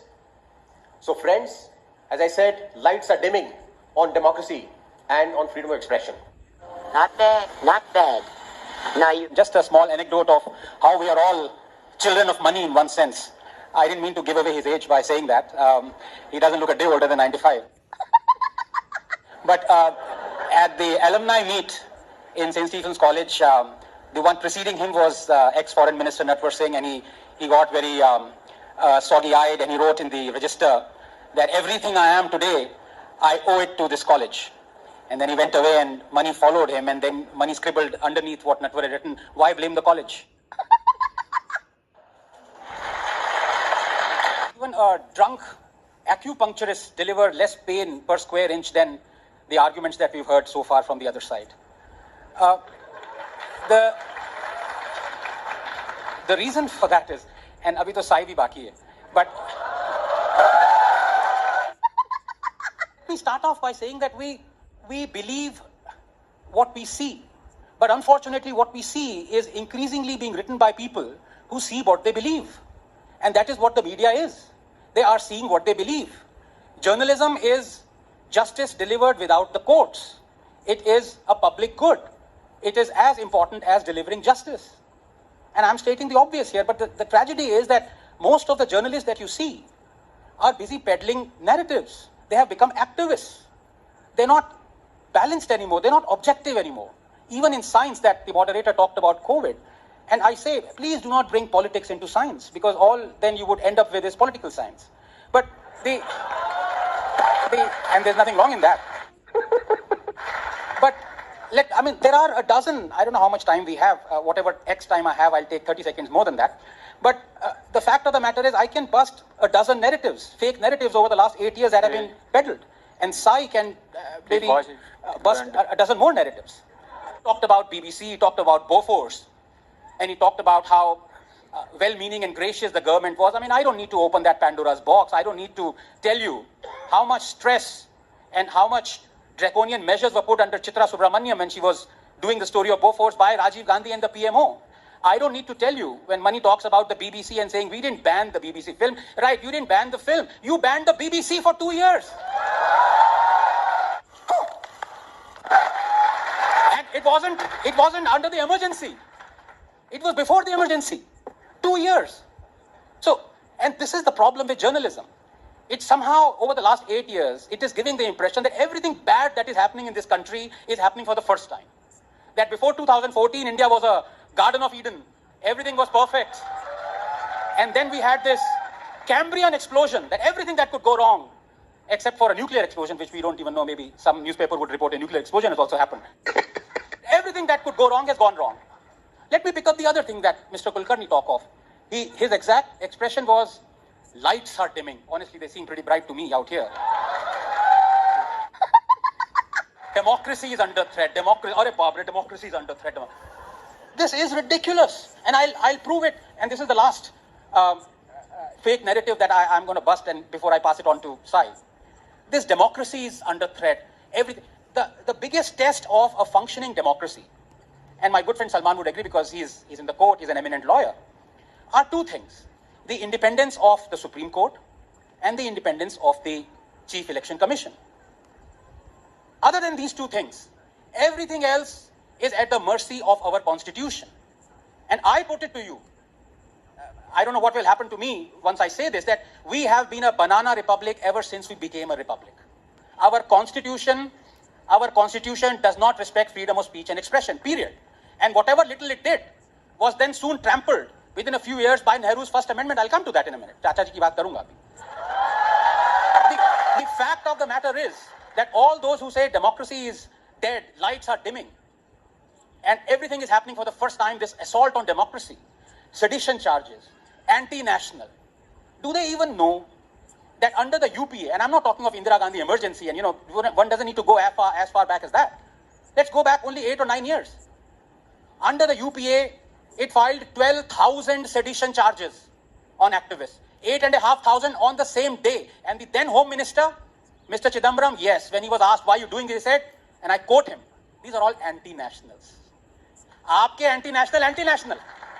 और आज के जो चल रहे हैं anti-national, उसका क्या? Well, you are absolutely right. तो अगर आप यहाँ तक हमारी वीडियो देख रहे हो, they slapped a sedition charge on a person who complained of a blackout, a power cut. They filed a sedition charge under him. So many things are happening right now in Congress-ruled states. But democracy is flourishing there. In Bengal, a non-BJP ruled state, a chemistry professor shared a cartoon of Mamata Banerjee. He was arrested. 2 weeks ago, this news, we don't even know because the Telegraph is all very prim and proper and doesn't want to go against Mamata. He was acquitted after 11 years. A chemistry professor. 11 years. Democracy is flourishing in Bengal. So, when we are this selective, we need to answer ourselves more than we can answer the public. So yes, all these things are happening. In fact, the most iconic phrase in the last 10 years that has been coined has been by Mr. Arun Shourie, when he says that all the BJP is Congress plus cow. And AAP of course is Congress plus Lamao, LMAO, but that's another matter. The problem in this country, nobody tells you these facts. People only tell you one-sided stories, like for example that Nehru was the paragon of liberty and freedom. Everything else, Indira Gandhi might have done emergency, but Nehru nahi. Chacha Nehru didn't. Let me take the next couple of minutes and tell you what the status of freedom of speech and expression under Pandit Nehru was. Jawaharlal Nehru. The first amendment was brought in. Reasonable restrictions, incitement, disruption of public order. Who decides who is disrupting public order through freedom of speech? Poet Majru Sultanpuri was jailed for 1 year for calling Nehru Hitler ka chela. 1 year. One of our greatest songwriters and poets brought it in jail. Did you know that? First democratically elected communist government in Kerala was dismissed. Congress president said communist parties wouldn't be allowed to participate in general elections. Stanley Woopert's book 9 Hours to Rama was banned. The book Chandra Mohini was banned. Audrey Menon's The Ramayana was banned. Campbell's The Heart of India was banned. Koestler's The Lotus and the Robot was banned. Import of any newspaper that undermined friendly relations. No, I need to go on because this rubbish fake narrative needs to be busted right here and right now. Flischner's Aisha was banned. Bertrand Russell's Unarmed Victory was banned. Robson's film 9 Hours to Rama was banned. Sadhani's Markane Somnath was banned. Robert Taylor's The Dark Urge was banned. Selling Lady Chatelier's Lover was banned. The book What Has Religion Done for Mankind was banned. Ratnavat's Bhupat Singh was banned. Import of any obscene drawing or painting was banned. Mrinal Sen's film Neel Akshar Niche was banned. Tony Hagen's book Nepal was banned. The RSS organizer was censored. Its publishers prosecuted. Film Gokur Shankar was banned. Godse's testimony was banned. Goswami's film Rumi was banned. Historian Dharampal was jailed and criticized for Nehru for Indo-China War. Releasing the film 1962 war film Bhool Na Jana was blocked. Pandit Rajendra Prasad's speech was barred from distribution. Film Jharna was banned. Draconian press objectionable ban was passed. Columnist Vivek was fired. His column critical of Nehru discontinued. HT editor Durga Das was fired. His column critical of the Nehru family discontinued. Congress leaders demanding Nehru's resignation were arrested and jailed. Ads to Times of India was discontinued for speaking against government policy. Magazine Crossroads was banned. Play Nigam Communiste was banned. Its actors arrested. Hindi film songs were banned from being played in the AIR. Congress demanded a ban on iconic film Parasakti. Film Nastik was banned. Wupert pop music was banned from AIR. People's Theatre Association was banned. Play Harigaraj Master was banned. Film Ganga Jamna was blocked. Sarat Chandra Chattopadhyay's play Mahesh was banned. Tagore's play Gora was banned. Balraj Sahni's play Jadoo Ki Kursi was banned. Tagore's play Bharat Sarajan was banned. Paradeep film song was deleted. 2 songs from Fifth Subah Hogi were banned. Harmonium was banned. This is Jawaharlal Nehru, the paragon of freedom of speech and liberty. Is there anything left to be said? If it is, I pass it on to Sai. This is the Shree Ram College, right? Yeah. Jai Shree Ram. Right. The fact that the Congress has been in power for a longer period of time, ask any student of constitutional law. Almost every decision on free speech involves a clampdown on free speech by Congress-ruled governments, either at the state or the center. So at the very least, the Congress must take a look at its own history before it starts pontificating to the rest. And you're certainly in no position to pontificate today. When all the information is out in the public domain through the social media, people have access to judgments, people have access to decisions, file noting, so on and so forth. You're in no position to pontificate. To aid him, 30 seconds. Yes? So I would only request you to ask yourself only one thing. Self-regulation in India is a non-existing word. It's a non-existing concept. There's not a single body that can be trusted to regulate itself. I say this as much of the judiciary when it comes to its collegium system, and I say this as much of the media. Now, on the point that Mr. Kulkarni raised, that the government is thinking of setting up a center which can crack down on fake news. The Press Guild does nothing. The Press Council of India does nothing. No action has been taken against any organization or any portal or, let's say, individual journalist for their direct role in, let's say, spreading or manufacturing fake news. What are we supposed to do? You can't go to a court asking for directions against a private party in a writ petition. So what do you do then? The government has the task. You know why? Because if fake news starts on WhatsApp, particularly in the context of riots or any kind of communal violence, so to speak, and let's assume that the trigger is a lie, it falls upon the government to have a mechanism to actually trace that lie back and also perhaps nip it at the bud. So if the government were to actually go against all kinds of news, that's a different issue. But to say that the government doesn't even have the right to go after fake news when self-regulation as a concept is completely failed in this country, I'm sorry to say, what are we really batting for? This is exactly what happens when you choose to go after every policy initiative merely because it's the BJP at the helm or the Congress at the helm without asking what is right and what is wrong. Share space with Kamraj 2.0.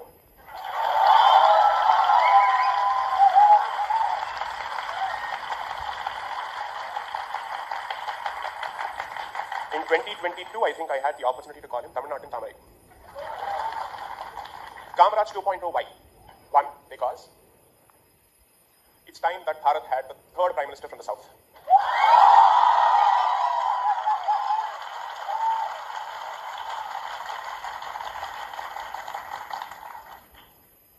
But before that, Tamil Nadu put in 1967 முதல்ல ஒழியணும். That virus that has gripped the holy state of Tamil Nadu, this dharmic land, needs to be eradicated first.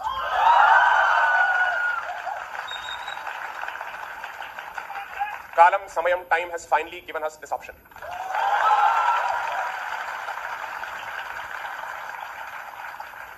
I request the Dharmikas in Tamil Nadu, the Hindus of Tamil Nadu, to throw their weight behind this man. I'm making this public. It is now or never. This is a do or die battle. 2026 Anju Pushkaram, 60 years since 1967. It is time to take a decision. You have to mean business. Every vote matters. Every middle class vote, every thinking vote must not think of it as a holiday, must go out in the sun and do whatever is necessary. You're just 2 years away. This was not meant to be a political speech, but unfortunately, our land has been heavily politicized, our religion has been politicized. I'm left with no other option but to speak about this bluntly. When we speak of think like a Bharatiya, and since he has touched upon the topic of secularism, I'm happy he's actually done that. Over the last 3 years, something tectonic has taken place, and I think it's important for people to take note of it. I'm speaking in Tamil primarily because there's a YouTube audience that's watching, rather in English because there's a YouTube audience that's watching. And in Tamil, one, decolonization has finally entered Indian political discourse, and that's a fantastic victory. The tragedy is that this conversation should have started in 1947, and it has started in 2020s. No other post-colonial independent society can boast of this kind of prolonged mental slavery. Ever. I know what people like me have gone through in Tamil Nadu. I've witnessed it on campuses. I've suffered the consequences of it. But the only promise and sankalpam I made to myself is that I will never become a jati activist. I will speak for the community as a whole. I have no pretensions or delusions of becoming a leader at all under any circumstances or a representative, but I will certainly ensure that every ounce of my energy and brain is used to support people like him. Because I think it's time we did away with the concept of politicians and we think of thinking leaders. This is what we want. People who understand the concept of Rajadharmam. That is crucial. That takes me to the concept of secularism. Because anybody who understands the history of secularism will tell you that secularism is political conversion. Its job is to sever your roots, your connection with your roots. Its entire purpose is to make sure that you forget your past. And it becomes the new religion because humankind cannot survive without religion. Therefore, secularism has become the new religion, unfortunately. The purpose of these tools is to ensure that you forget one of the most important, let's say, concept in the life of dharmikas, which is pitris, ancestors, your people, your forefathers. That is why I call it political conversion, because conversion requires you to spit on your past and to embrace a new identity that's completely antagonistic to your earlier identity. Hence, it is political conversion. Knowing fully well that this would be the problem, that it's a time bomb that's going to burst itself on a regular basis against the indigenous community, the framers of the constitution chose not to use the word secularism as part of the preamble at all. All those fears, all those apprehensions have been vindicated with time to our detriment. To our detriment. There was a time when there was a different kind of a procession taken out of the Kanchi Matham in 2004. Finally, this man has gone to Kanchi. As a proud follower of the Kanchi Matham, I am super happy.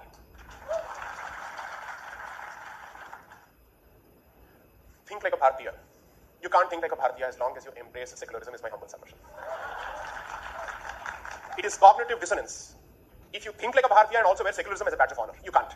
They are incompatible. They are mutually destructive. And they are mutually exclusive. தமிழ்நாட்டுக்கு விடிமோட்சம் கிடைக்கிற வரைக்கும் பாரதத்துக்கு விடிமோட்சம் கிடைக்காது.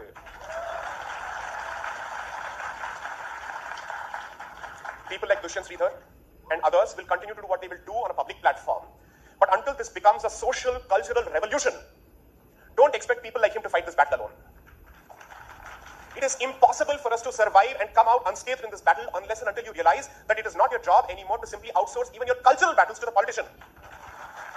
Because this battle is being waged on your streets, in restaurants, in movie theaters. Dare I say more? I can. And the worst part is this cancer has entered the rest of the South. Bhakti should have been the biggest export of Tamil Nadu. This Dravidianist cancer is being exported to the rest of the South. In my living memory, I have never seen a separatist sentiment being expressed from the Dharmika state of Karnataka ever.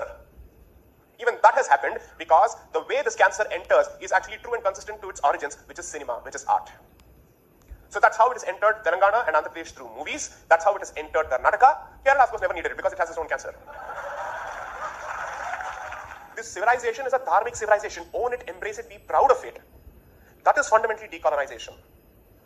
If someone says, does it mean that we should embrace everything about the past? When every time I speak of decolonization, I get this nonsensical statement I'm forced to say, does it mean that you have to spit on your past? No, you don't have to. These are not binaries. Anyone who chooses to focus exclusively on the problems of the past is not a well-wisher of the civilization because according to him, there is nothing positive worth being discussed. You have to look at the entire history of the civilization as a whole. It's not a monolith. And the civilization is called a civilization thanks to the scale of its diversity. So the realities, the political realities, the jati realities, the economic realities have been different in different parts of the country, but we are all painted with the same brush. So my suggestion to you is, we will keep doing this intellectual nonsense because that's a battle that has to be fought at a certain level. But what is it that you can do if you have to think like a Bharatiya? Drawing from Mr. Annamalai's speech. 1. Temple tourism in Tamil Nadu must boom.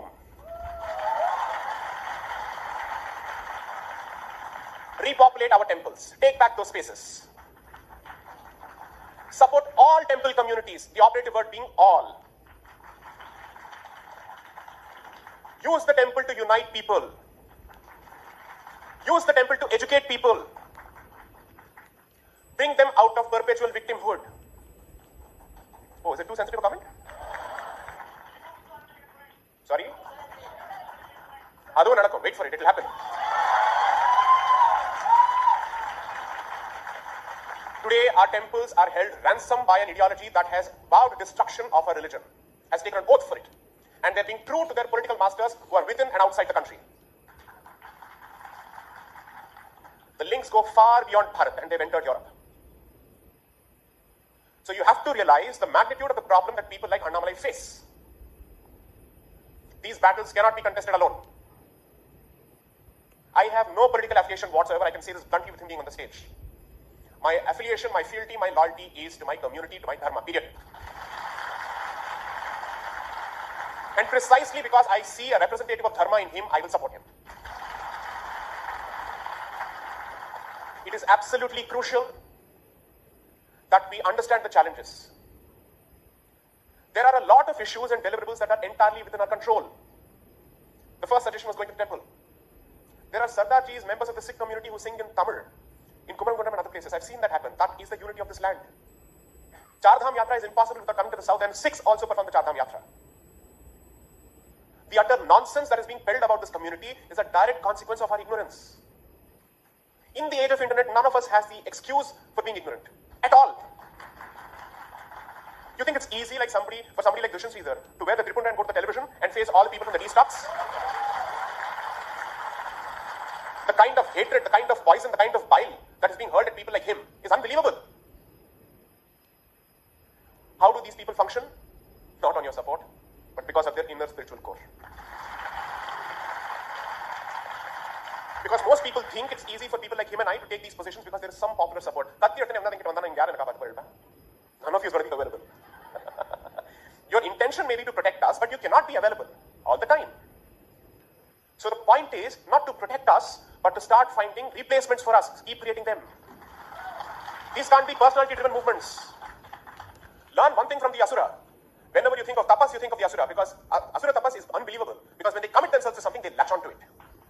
I learned from the Devas as well as the Asuras. I'm very clear about it. We must start looking at producing Raktabija Devas. Every drop of blood in the land of Sanatana Dharma must create more Dharmika warriors.